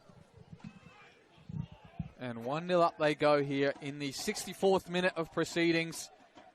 But it's not all game over. Modbury Vista, have been in the upper hand for most of the night. Here's Blackett with an audacious attempt, but that goes over the far netting. But as we said, David, the man for the big occasions, the man for the promotions is Soi Sakani. Absolutely. He's been credited with the goal, but it was a fairly significant deflection. It was a fairly significant deflection, but he has been credited with the goal at this point in time. But we'll have a little look and see if we can see who it's come off at the risk of naming names. But yeah, Here come I Easton think it's now. Ben Toffoli it's come off the back of, and I'm not sure if it's on target. We could have a look at that back on replay as this comes through to Wegner, who skies his delivery, but it looks like it came off the back of Toffoli there. And I mean, I think it's going wide. You know, we have the benefit of a replay screen here. I think the initial shot is actually probably going wide, and it has come off the back of Toffoli. It's a significant deflection. It's come off his buttocks, if you like, and has gone into the goal. But you know what? Eastern United won't be complaining. It doesn't matter how it goes in, as long as it goes in, and they find themselves 1-0 to the good. And he won't care if it's credited to him or not. He just wants to get another team promoted, David. And he's on his way to do that. His third in 1.5 seasons is on the cards here. And here he is with another touch, but Marito's in the way this time. Cole looking for Essex on that far side, but he's tracked all the way by Decono. Gets a good touch, though, Essex. Takes it past another one. Looks to play the ball in behind to Trotter, but the ball was not as perfect as his touch before. Here's Blackett now. Very dangerous left foot. Finds Essex in the gap. Puts a ball in. Mayo's there with a diving header. And puts it behind for a corner. He gets the acclaim from his Ultras fans behind him and his goalkeeper in Piantadosi. But they've got a corner to deal with now, David. One of Modbury Vista's first of the night.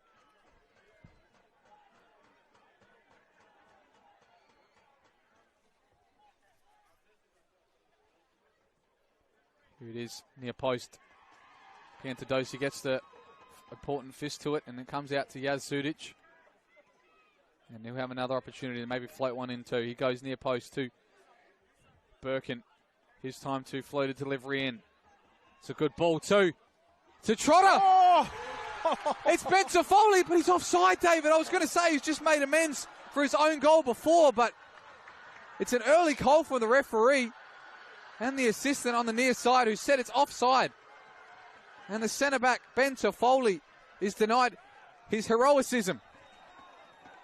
Yeah, look, I mean, it's hard for us to tell from this angle, but the assistant down there, I think it's Mark Padros, had his flag up pretty quickly. He was pretty sure.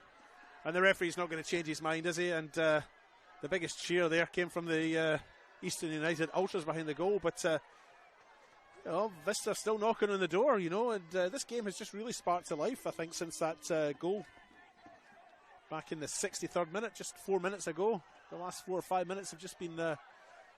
Maybe that's what the game needed, just a goal to sort of spark things into life. But here they come again. Here's Marito in the box as well, who's crowded out that time by Andrew Mayo, who's really enjoying these Ultras on the far side. He's almost orchestrating them now, David.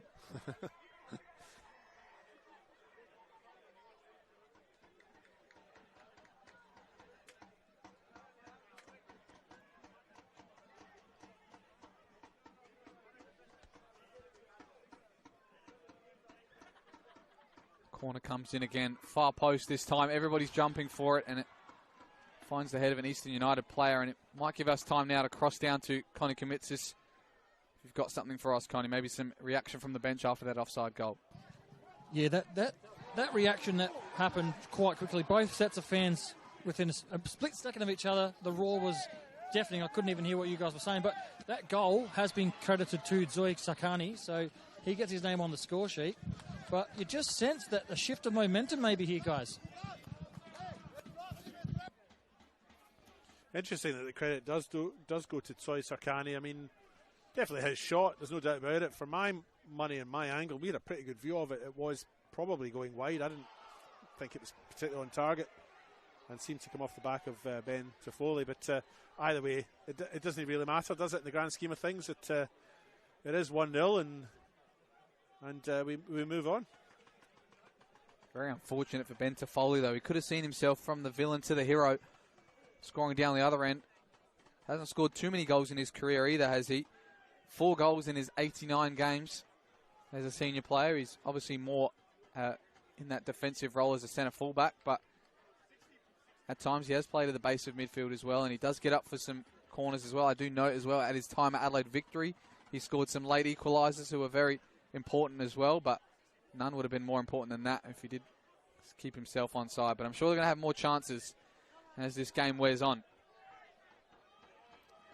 Back with Palumbo. Big sliding challenge from Sudic, who misses the ball completely.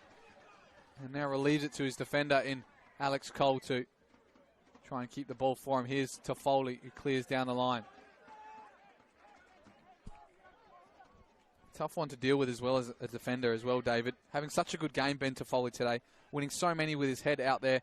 And then, unfortunately, while his back was turned, it once come in off his behind and led his team to go behind too. But you can see, obviously, he's trying to redeem himself, getting in those attacks as well, trying to push his team forward and his defensive line up as well. I mean, he's not at fault for the goal. He's just got in the way, and it's been a cruel deflection, if you like. So he certainly shouldn't be held accountable for that. He's doing his job, and that's to block the shot. And sometimes those shots will come off at odd angles and deceive a goalkeeper, and that's just what's happened. I think other than that, Toffoli's he's had that misfortune, but other than that, he's had a very good game at the back and just had that poor misfortune for the ball, coming off him. But there's nothing much he could do about it. He's arguably back there doing his job, and those kind of things happen.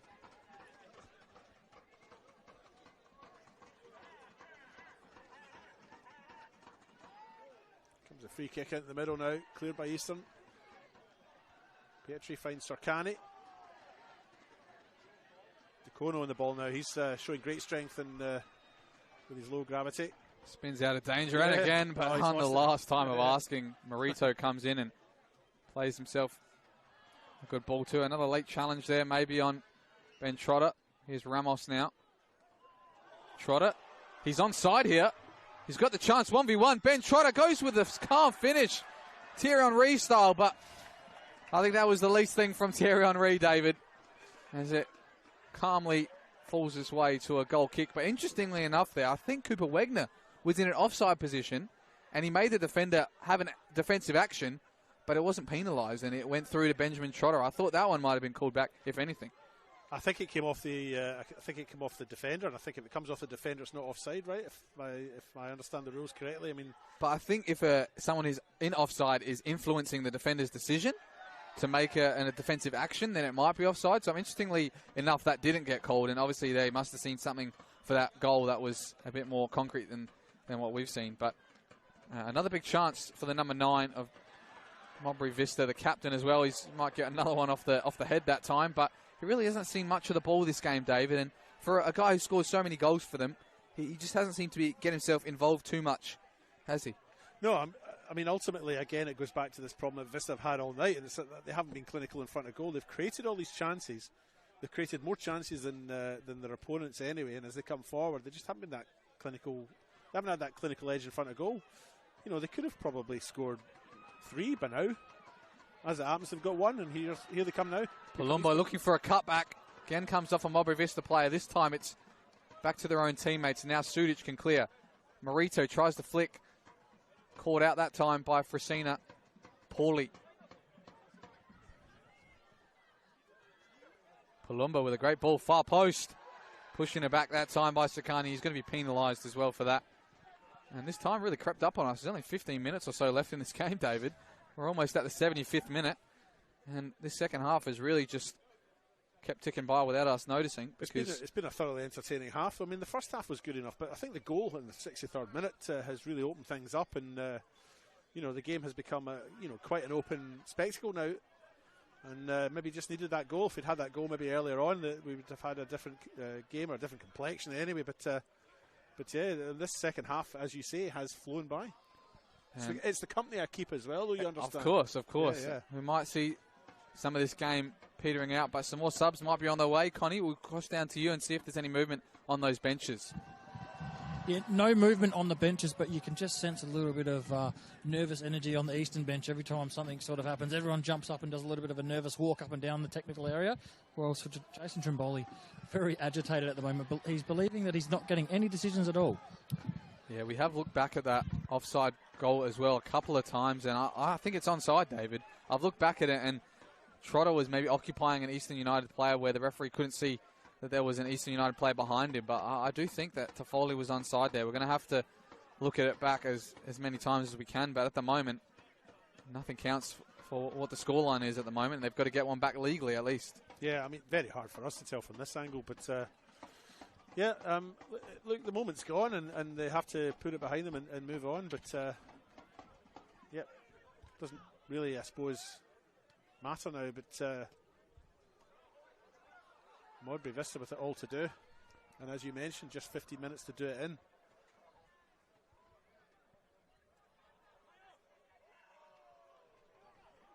Couple milestones as well for Eastern United this season. Playing in his 276th game tonight is Rafael Fresino, while the goalkeeper passed his 150th. Now it's Ramos in behind the defence. Can he find a cutback or go himself? Marshalled out expertly by Ben Toffoli. He's really making amends for that own goal. Unfortunately, coming off him, but at the moment he's had a stalwart of a performance at the back, David. Well, absolutely. That was solid defending there and really cut the threat down there that Garcia posed as he came forward. No, Toffoli's had a good second half. Well, he's had a good game. He has.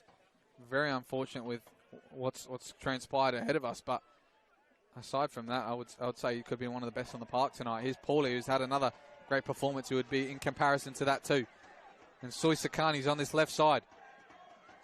I bet he was going to be Travella if he puts one in. He goes himself instead. And it's still Soy Sakani! It's unbelievable, David, as well. And that one is definitely going to be credited to him. Yeah. He's showing his support to the crowd as well. And he knows where the camera is, David. Yeah, the man for the big occasion, Soy Sakani, puts his side 2-0 up, and it could be a good night. Absolutely. Well, it's difficult to see Modbury Vista coming back now. I mean, they just haven't been clinical enough in front of goal, and that's been the difference really between the two. And Soy Sakani, I think he only had one thing in his mind as he made his way down to the byline there, and then cut back in and absolutely walloped that into the roof of the net. No chance for Hobbs in goal, unfortunately. And it's another one for Eastern. And this time it's definitely Soy Sakani scored that one. 76 minutes gone. And their persistence has paid off Eastern United as well. That's why you sign players like him for moments like this, and he knows how to do it. For every club he's been at, he's almost got promoted with him. And at the moment, he's on his way to his third. And early in that first half, we were talking about how Vista might end up ruining those missed opportunities through that first half. You know, hopefully they'll learn from this and they'll take the, assuming things go the way they currently look that they're going to go, Vista will play finals football as things stand, and Eastern will walk away and look forward to a wee break before they go into that Oceania Championship competition. Potentially, yes. Yeah, so certainly a solid finishing run here. I think the goal in the 63rd minute credited to Soy Sakani was just changed the complexion of the game, and Eastern have taken a real lift from that. But just to look back in that first half, you do wonder if Vista are going to be ruining those chances they had through that first half, and it could easily have been 2-0 up. Well, of course, as well, with that goal, it takes them past 80 goals forward this season at Eastern United, and they're not looking like they're quitting as well. But for them, of course, this could be the end of their season here with a grand final win. They don't have to play any more finals games. It's 21 plus 1 and done, and then they're up for next season. So for them, they're going to have some history to go on with. But for Modbury Vista, they're going to have a bit more to say. I'm sure we're going to see some movement on the benches as well. Here's a good ball into the far post, but it was better looking coming off the boot than it ended up.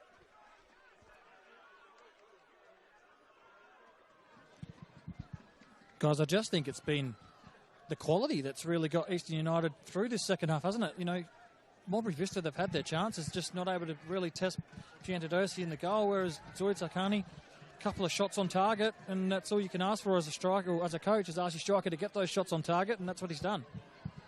Of course, extends his record as one of the best goal-to-game ratios I've ever seen in his 56th game. That's his 29th goal, David. So I know it's a small sample size to deal with, but it's an unbelievable amount, especially accounting for the promotions and titles he's won as well. So he's played in across all three leagues as well. Played in the MPL for Adelaide Olympic as well, and left at a fortunate time before they got relegated. He stayed and moved to another club instead in the State League 1 with West Torrens Bacala, got them promoted, and then when they went into the MPL this year, of course, went to Sturt Lions, left as soon as they were winning the league. Now he's come here to save another club. Olympics where we last saw him playing in the MPL, isn't it? What was that, 2 years ago he was there? It was 2023. Yeah. And at the start of 2024, he did start there before moving to Bacala midway through, but that is correct. More clubs than Tiger Woods, is that what we're saying? Oh, it's not too many, especially when you're a hero at all of them for getting them promoted. You're very memorable. It is in 3 years, though, isn't it? He's had more clubs in 3 years than there have been years in 3 years. He comes in to do a job, and he's very good at it, David. I'm not criticising him, just observing. Looks like we're going to have a double change down here by Modbury Vista. Last roll of the dice for them. Sam Watson and Liam Miller ready to come on. Good little bit of skill there from Blackett, and he'll keep it moving on to Cole, to Marito. Now they spread the play much better. And are still looking to put a delivery in, but there's not many contesting in that midfield. Here's Linzemeyer. His pass is too heavy for Yaz Sudic to get on the end of.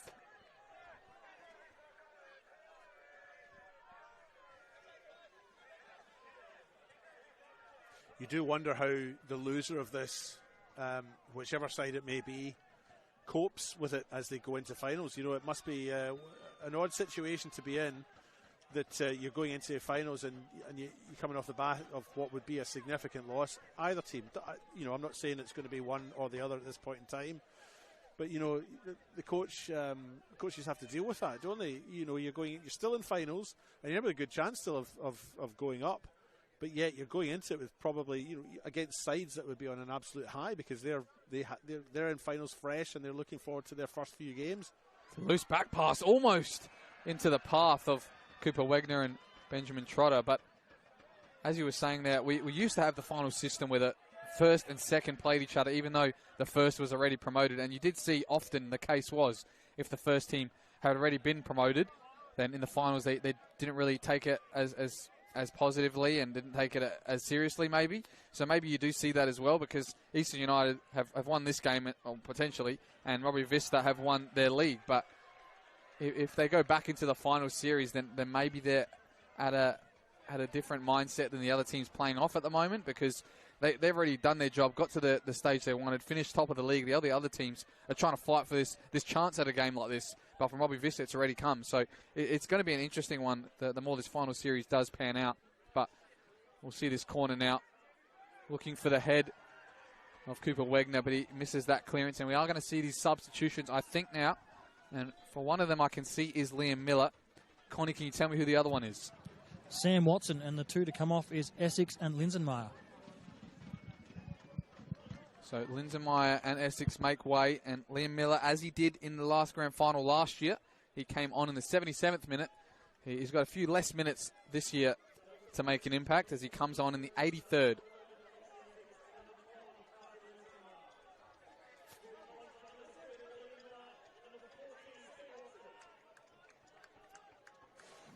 Sam Watson and Liam Miller both contributing some goals off the bench this season, with Watson getting 2 and Liam Miller getting 1.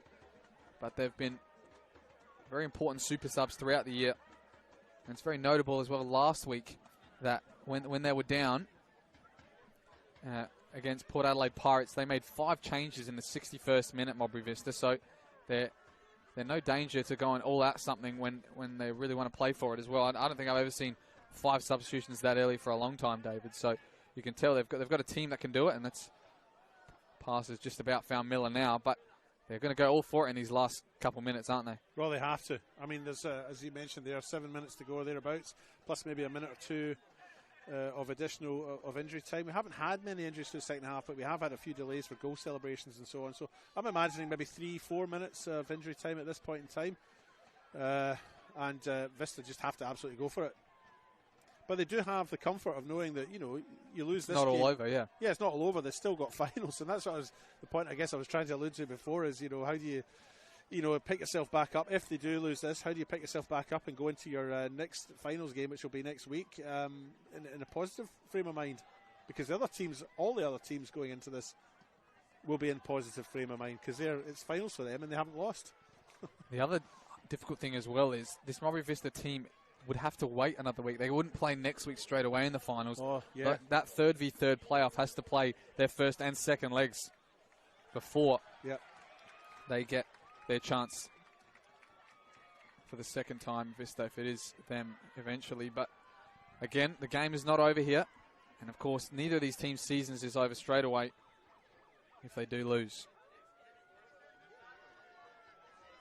And we've got a bit of movement as well on that eastern bench. I'm not sure if they're all standing because they're waiting to run on the pitch, or one of them is waiting to get subbed on as well. But I'm sure they want to bring on some of their players. I think I could see Sokol Marashi warming himself up, the reserve goalkeeper, David. So if he can make the park, then it'll be an excellent scene to see a father and son play in a grand final. That would be, I think, probably the first time ever. Yeah, it's quite something, isn't it? Here is his... No room for sentiment, though. I don't think Eastern United are about that. You know, they're very serious and very professional about their approach. You know, even as they came in here, they came in a bus, didn't they? And they didn't have that far to travel. It's not like they were travelling a long way. I mean, we did buses when I played overseas, but that was because we were all going a long way. You know, they've only come a few Ks here. Here's Watson. He's onside here, but Pietri's there in the way and does excellently well to shield him away from his goalkeeper claiming that one. But a great defensive performance from a lot of those Eastern United players at the back there. They've kept a front line who scored a combined 32 goals this season, so to keep them quiet is no mean feat. Pietri's had a good game, though, hasn't he? I mean, you know, when you think about it, both sets of defenders have actually played well, I feel. You know, the goals haven't come as a result of mistakes, really. You know, Soy Sarkani was all class for his second one, and his first one was a cruel deflection, so I don't think you can hold either sets of defenders accountable for anything tonight. They've both been, you know, fairly strong. Here's Cooper Wegner trying to drive forward. A couple of the players in the middle of the box asking for it to be crossed in instead, but here's Garcia, who uses his body well. Fresina now to Palumbo. Finds Paulie down the line. He's got not a lot to work with and uses the back heel instead. And Palumbo now 1v1 with Ben Toffoli, the youngster. Cuts inside. Ramos gets the 1-2 with him, but that touch is just a bit heavy and in front of the youngster, and he couldn't get on the end of it. Sudic now. Too many back for Modbury Vista at the moment. They've got 5 in their defence at the moment. They've just got to push numbers forward. Here's Cole now, trying to be that extra man in the midfield. Blacker out to Miller. He puts the ball in.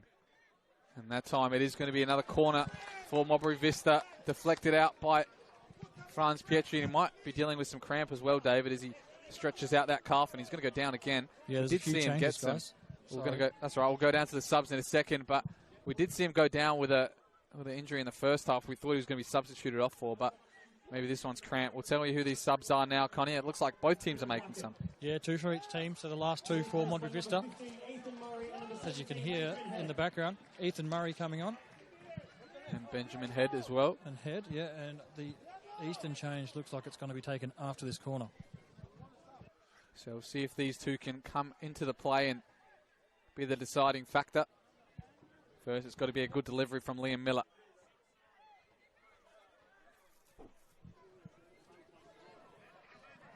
Looks like the changes will happen. Maybe the Eastern players just playing a little bit dumb at the moment and making the referee do some work here.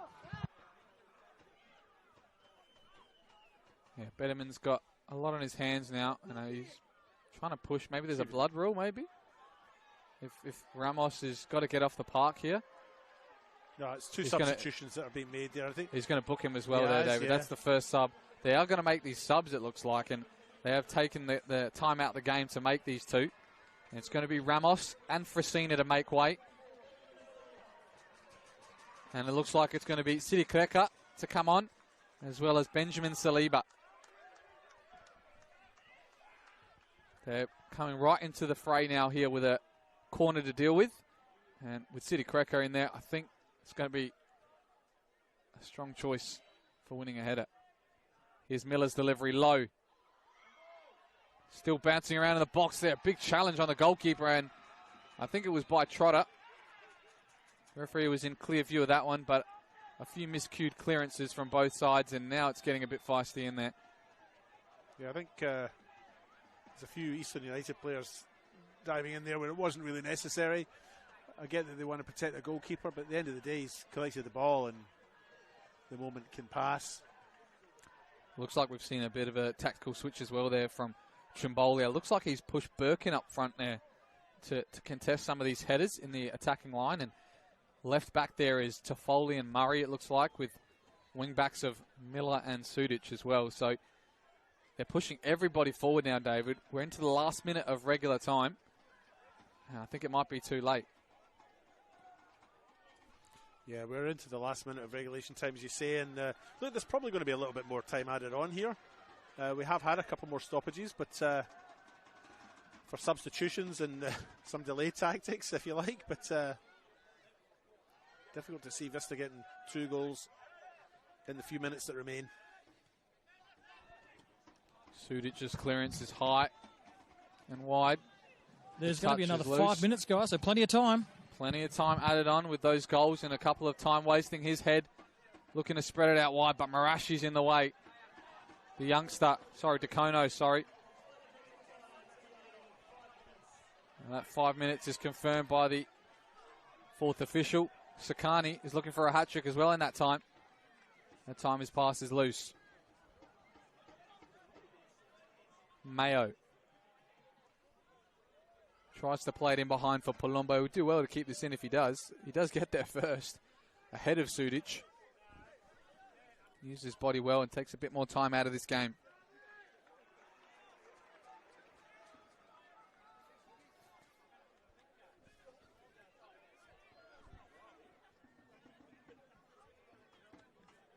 Krecker tries to header that on. Saliba's got the touch instead. Nice little nutmeg there by Palumbo, and Saliba comes away with it. Garcia, Sakani, he's got the runner, opts to go himself, but maybe the pass was the better option on that occasion. Miller now down the line to Watson. It's a 2v3 at the back here in favour of Eastern United. Now headers come to support. Waiting for the runner. Miller puts another ball in. Again in the way, Franz Pietri. Been an ever-present in that back line all the way through the night.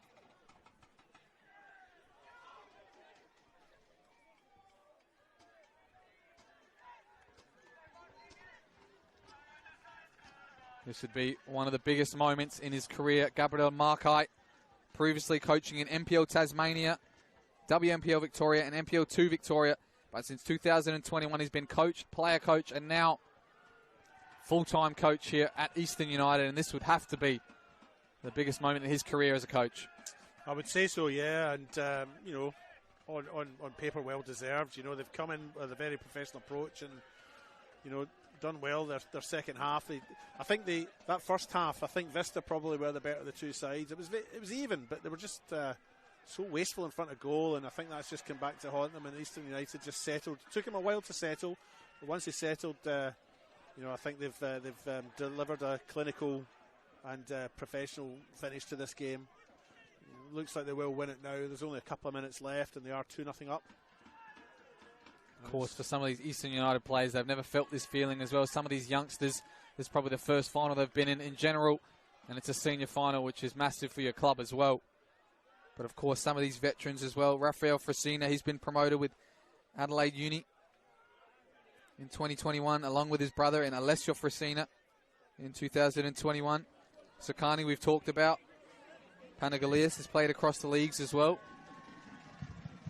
Like another couple of substitutions over on that side, but yeah, you're right. And don't forget my old pal Daniel Pauly, promoted with Adelaide Hills Hawks in 2019 in the final there, and another booking on that far side being delivered to, I think it's Soy Sakani actually, who's received the yellow card there, maybe for some time wasting or whatever. But you know, Daniel Pauly as well, another player who's played finals football in 2019 for the Hawks and experienced this in his first game. Talking to him before it, very excited, and it's his first finals game since in 6 years.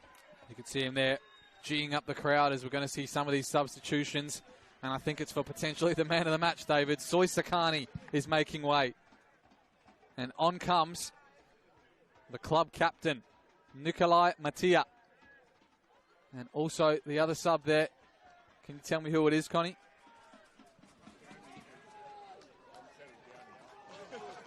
Gianni Palumbo's the other one to come off, guys. But you just hear the noise. The crowd's going nuts down here. Who's the one that... Alessio Frasini is the other one to come on? Correct. Yeah. Thank you for that, Connie. So he's taking the armband, David, as well. The man who we thought was starting before kickoff. But he pulled up sore in that warm-up. But he's found his way onto the park. And he's one who's going to be very happy if his team can make it all the way through these last couple minutes. Played at Eastern since 2021. Had a little stint there in the NPL as well with Adelaide Olympic. And he came back this season and took the reins as the sole captain as well. Yeah, didn't play last week, and so maybe a bit of a surprise to see him coming in, because I think he has suffered from some injuries over recent weeks. Came into the start 11, hurt himself in the warm-up, and just gets the last minute. And there was a booking there for a Vista player, much to the Liam Miller, I think, for kicking the ball away. Maybe, I'm not sure, or maybe trying to hurry somebody up and inadvertently kicking it away. But that's been well received by these United fans in the main stand across there. But for the captain tonight, who did lead the proceedings, Andrew Mayo. Surprisingly, this is probably not his biggest occasion. He was on the bench when Campbelltown won the championship in the NPL 2018. So here's Daniel Pauly feeding to Saliba, almost going all the way himself. Now it's Mattia. You'd have to have Daniel Pauly up there as well for one of the best on grounds. I mean, I know you've nominated Soy Sakani there, but Pauly for me's had a great half as well. Right in front of his home bench, Franz Pietri, the Albanian Youth International as well. Franz has played across the 3 leagues as well, playing in the NPL with Para Hills, Adelaide United Youth Team, the Comets as well. But yeah, from 2016 to 17, he played 10 games with the Albanian Youth Team as well, Youth National Team.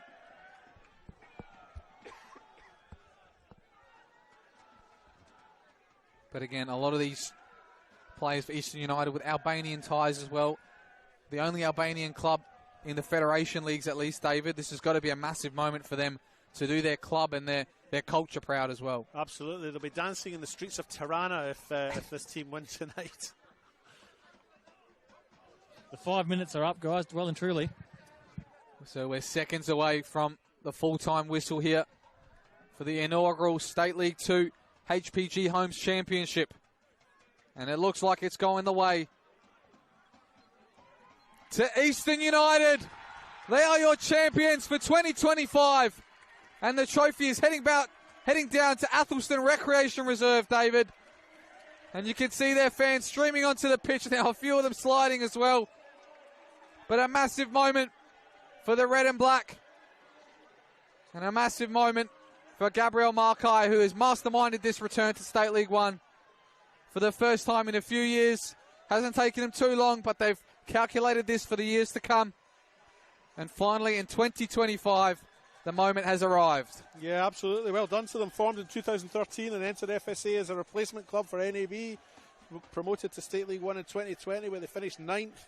State League 1 in 2021 and 2022. And then they came back down, relegated to State League 2 in 2023. And here they are 2 years on. One promotion through this final series. And they'll be playing in State League 1 next year.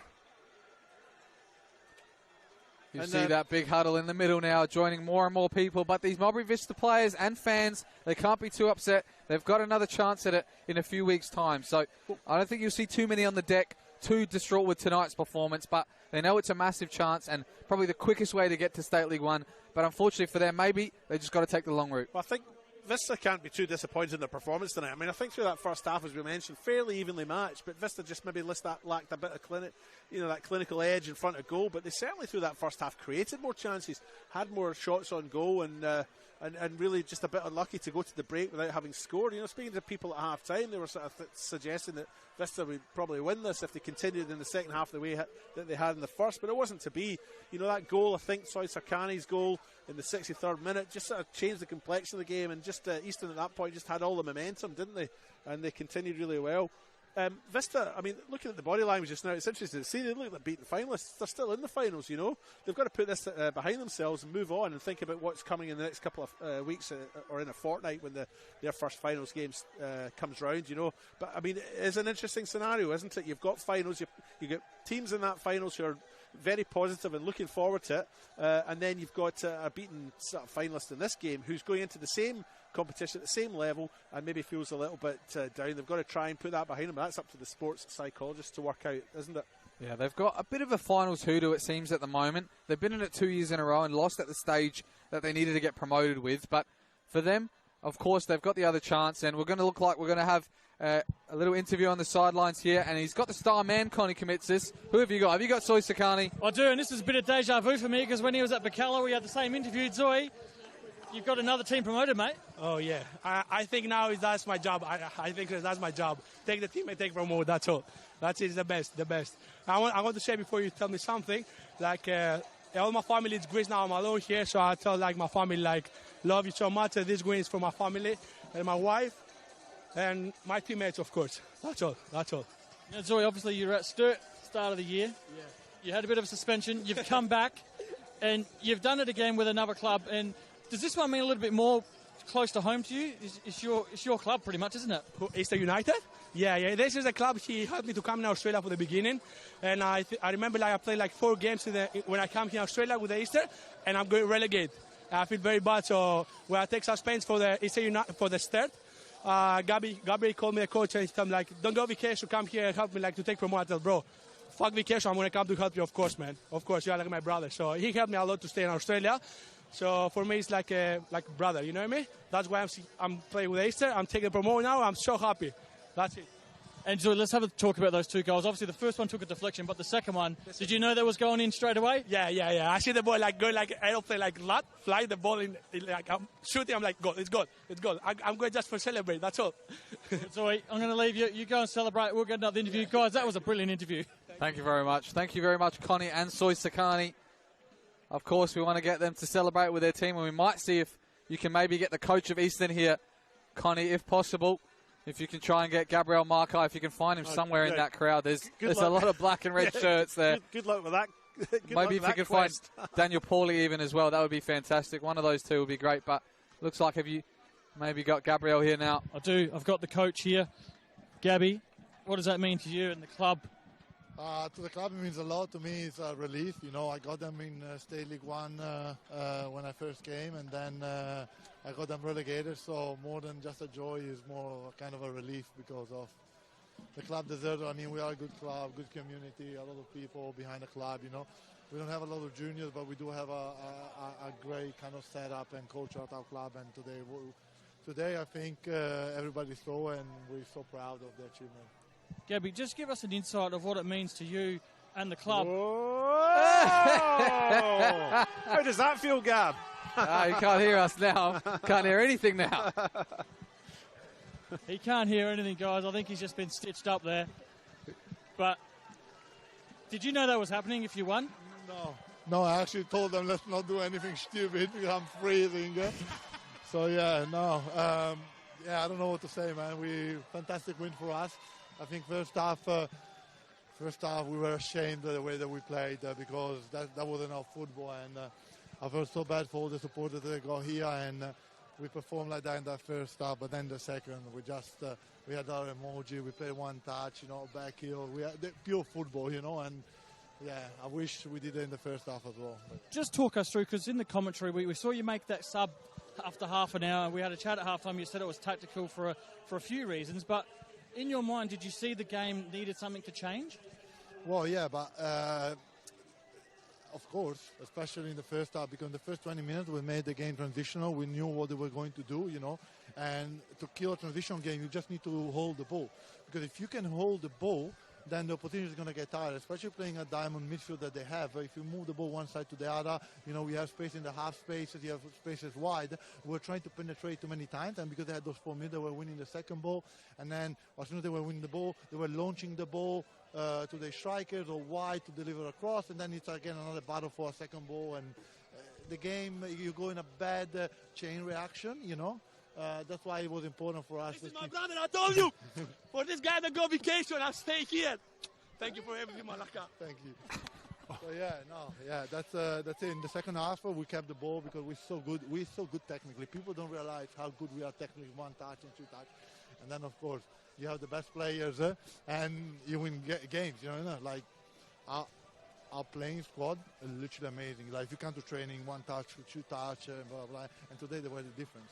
And Nicola, was that a big loss at the start of the game without the captain? Yeah, look, man, a massive loss because we planned to play in a certain way, and without him there, but hopefully, thanks God, the boys give the job for him so he can go and lift the trophy, you know. Well, Gabby, we're going to let you go and enjoy the presentations. Congratulations, mate. I appreciate it. Thank you, and well done to Football South Australia for providing us the opportunity to showcase our football, and to you guys, to the media team, for showcasing football in South Australia. Thank you. Thank Good you on very Gab. much. Another great interview, guys. Thank you, Connie. And maybe, I don't know who We might try and get the captain to see how he's feeling. maybe that, or maybe we could get Daniel Pauly, maybe one of the two Diegos, maybe, or both of them would be a great feature for this camera to see both of them together. Maybe even Sokol and his son. So what are your thoughts in terms of, while young Connie's there seeking out a victim, your thoughts on the game then, Alessio, as you look back on it? How did you feel it went?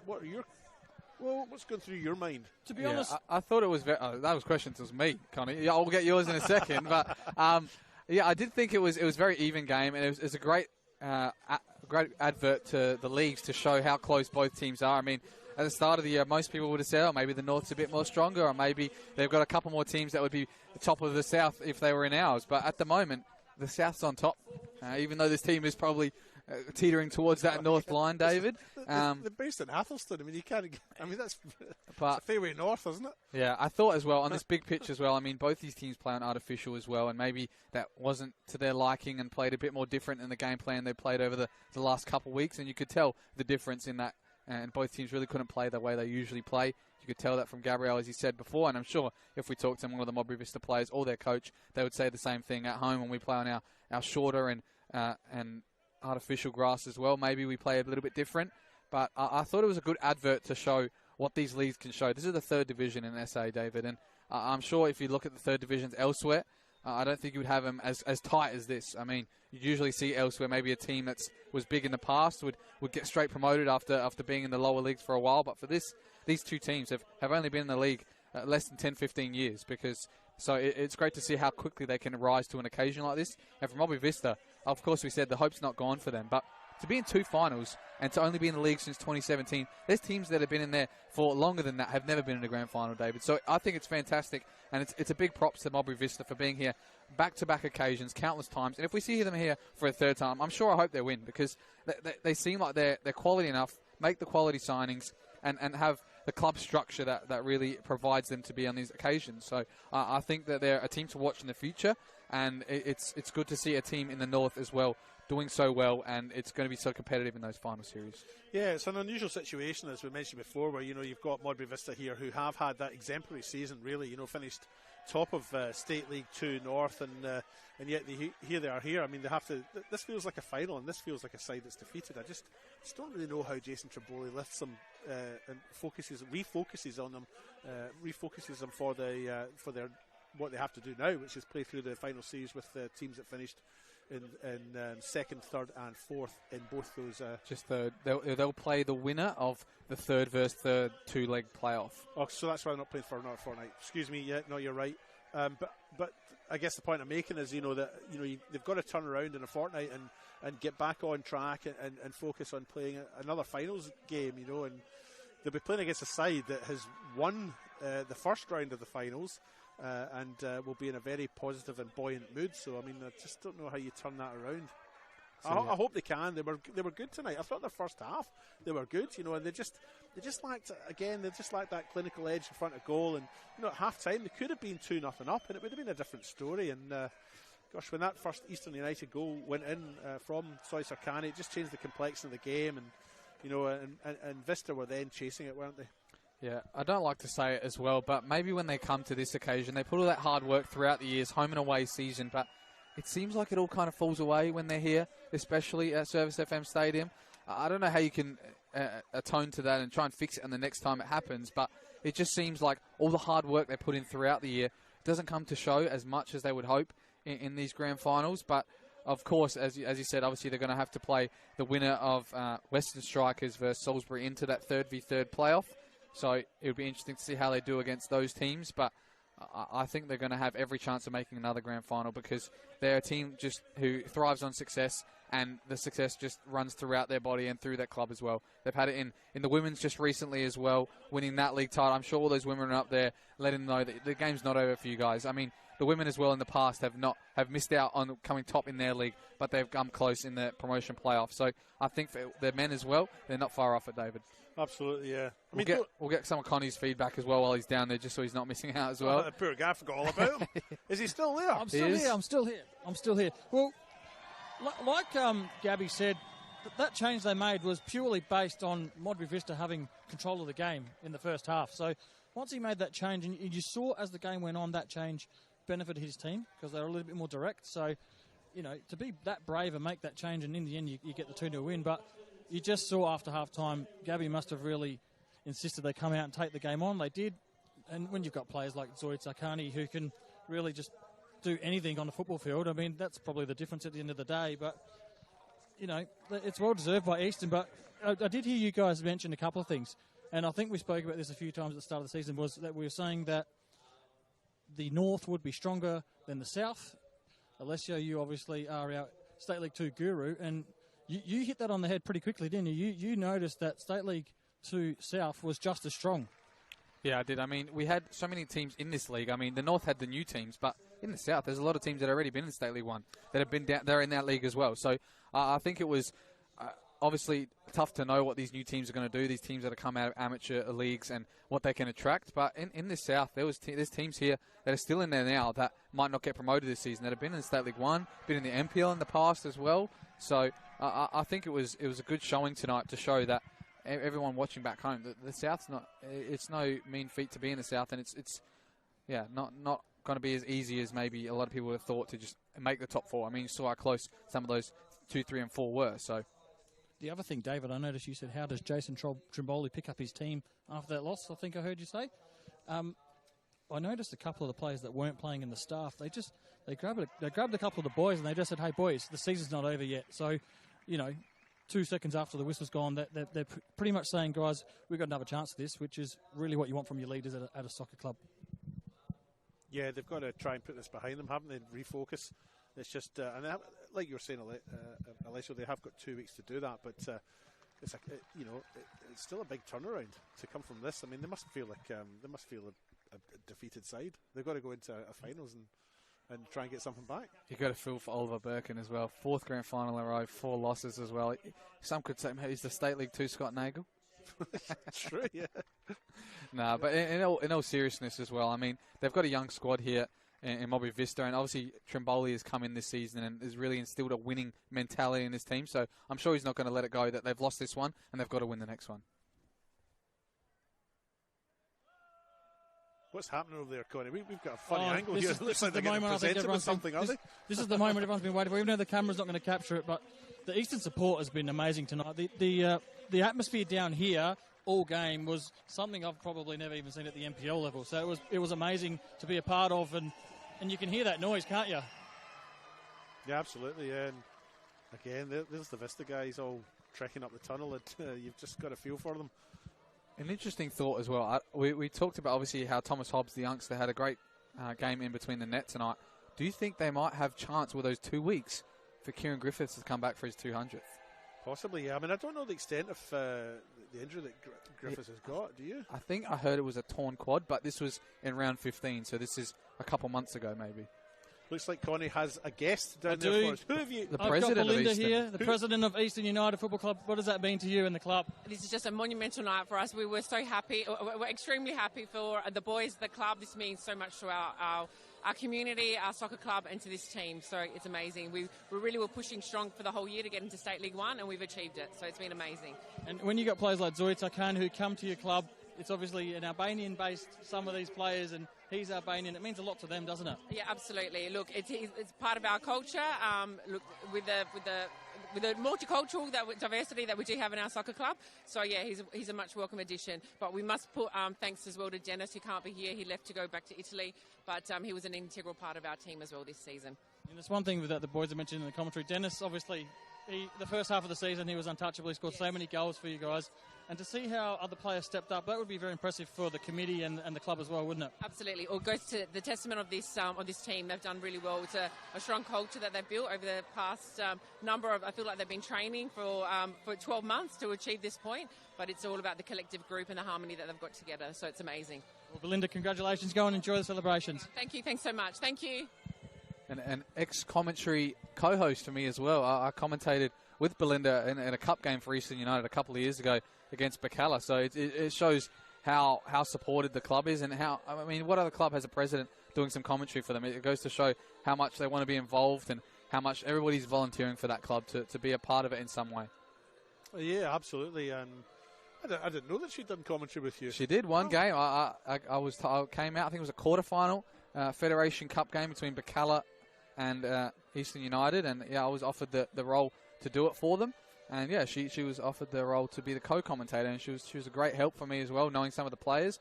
And of course, being the president of the club, she knows the men and the boys that are in that team more than anyone else. So she was a great help, and it goes to show as well that a great leadership provides moments like this. Yep, absolutely. I just wasn't aware of it. I'm speechless. And maybe if after these photos happen, we might be able to squeeze in a couple more interviews. I want to see if you can maybe get Sokol and Sebastian Marashi, Connie, because I think this is a first, David. A father and son, grand finalist winners. But we'll have to see if we've got enough time for that, if Connie has any left. But otherwise, David, this weekend, it's a busy fixture list around the leagues, around the men's and the women's. Don't forget, there's obviously some major football games here tomorrow as well. Sturt Lions women are playing against Adelaide Uni in the WMPL playoff and promotion and relegation playoff. Sorry, that's what it is. Yep, massive game for both those sides. We turn our attention to that. Unfortunately, it's not being broadcast, so if you want to see it, get down here. But a massive game. No WSL side in the playoff has beaten a WNPL side, so history might be changed in that moment. But Sturt certainly a very good side from that second tier. But playing against an Adelaide Uni side that has been playing against very strong opposition through the year, so interesting to see who wins that one. Also got minor and major semi-finals in the WMPL. We've got Salisbury Inter and the Campbelltown City, as well as West Adelaide versus Comets. And in the MPL, we've got Croydon Kings versus West Torrens Bacala, FK Beograd versus Adelaide United. And in the State League 1, we've got Salisbury United versus Adelaide Blue Eagles, and you've got West Adelaide versus Cumberland United. In the State League 2, we've got Gawler Eagles versus Adelaide Uni, Seaford versus Adelaide Athletico, and Salisbury Inter versus Western Strikers men. So it's a packed fixture list for your Saturday, Sunday as well. And you should be everywhere around the grounds, coming to these games as well, because as you can see from these fans, the moments you get here, you're never going to forget. No, absolutely. And what a crowd we had tonight, eh? I don't know how many came through the gate, but what do you reckon, over 1,000? I think with the Eastern fans, probably they probably had 1,000 themselves, to be honest, because the amount they've come in through those crowds with, and I think we're going to see them when they leave. Apparently they've got to march back to the club from here, David. That might take a while. It might take a while. I haven't measured the distance, but yeah. Oh, Athelston's what? No, that would take them a while, yeah. Maybe a hitchhike or something. Yeah. Singing their song there in the far side as well, I'm sure you can see on camera, but it's been a pleasure to be joined with you in another State League 2 Grand Final, David. We saw some goals, we're happy with that. And again, we saw another winner to get to the State League 1 for the first time in a number of years, and we're happy to see a new team in there and see what they can do next season. And with the professional steps they take as well for these next few seasons, it's going to be very interesting to see how they potentially manage two competitions at once. Yeah, well, that's it. They've got to try and get themselves... I mean, I'm sure this club's ambitious enough that they'll be looking to try and play finals, right? They're not going to go up there and have this idea that they're going to try and just retain their new State League 1 status. They'll be looking to play finals, so step up for them. They'll need to start the planning as soon as possible, I think, because the new season will come round and pre-season will come round before we know it. Well, I think Connie might have the captain, or one of the team captains, Nicola Mattia. Nicola Mattia. Yes. Nicola, obviously a late out, but talk us through, how was it watching that game from the bench? Sorry, but in the bench is very good, relaxing, enjoyed the game, you know. And someone like Zoita Kani come to your club only 4 or 5 weeks ago. He's won the game off his own boot, and he's a good friend of yours as well. He's a very good friend of us. He's a very good player. You can see everywhere where he play very well. He's a good player, a good friend. He helped a lot us. And what does this mean to the community? Obviously, the Albanian community it means a lot to you and a lot of others, doesn't it? Yes, he mean a lot for everyone, for us. The community is very good for us. Every Albanian now is coming here. Everyone is a good players, try to play very well. I hope one day go up. Well, you've got promoted. Next year, another step up. You want to keep bringing players in and be competitive, obviously, but based on this year, how far do you think you can go as a club, given what Gab's inserted in the club as well? I think me and Gab, I'm almost 4 years in this club. When I go there, when Gabri come there, the club is going not very well. Gab and the East United, he do a lot for us. And I think Gabri have very good vision. He's a very good coach, a very good friend. He do everything, media and everything. He spent a lot of time to do this. I think so. No one can do this like him. It takes a lot of time and effort to do that, so it means a lot to him, obviously, as well. When you got people like that at your club, it makes it a lot easier for players to come and enjoy it as well, doesn't it? It's true. Like him, everyone is happy. Everyone like him, you know. It's very good for us, like a coach, like a friend. Thank you very much for that, Connie. That was a great interview. Enjoy. Very well done there from the captain as well. We're going to have to finish it up here tonight. David, Connie, it's been a pleasure to be joined with you in another massive occasion, and hopefully we'll see you in a few more to end this September as well. But it's been a pleasure, and I'm sure we'll see you again soon, and good luck to Eastern for next season, and good luck for Modbury Vista for the rest of the finals. Any last words from you, Connie? Guys, just to wrap up, you guys sensational all night, and I just want to touch on the refereeing tonight. Jaden Betterman was fantastic. He was great. He helped us all set this up as well, I'm sure, behind the scenes. So it was great to see him on such a massive occasion as well, David. Yeah. But again, make sure we see everybody out to the games this weekend, and that's it from us, hey? Yeah, I think I'm ready to go inside. I'm a wee bit cold, mate. Yeah. All right. Well, thank you, everybody, for watching back home as well. Make sure you tune into the other fixtures around the grounds on the YouTube for the rest of this week. But that's it from us here in the studio. Thank you and good night. Cheers.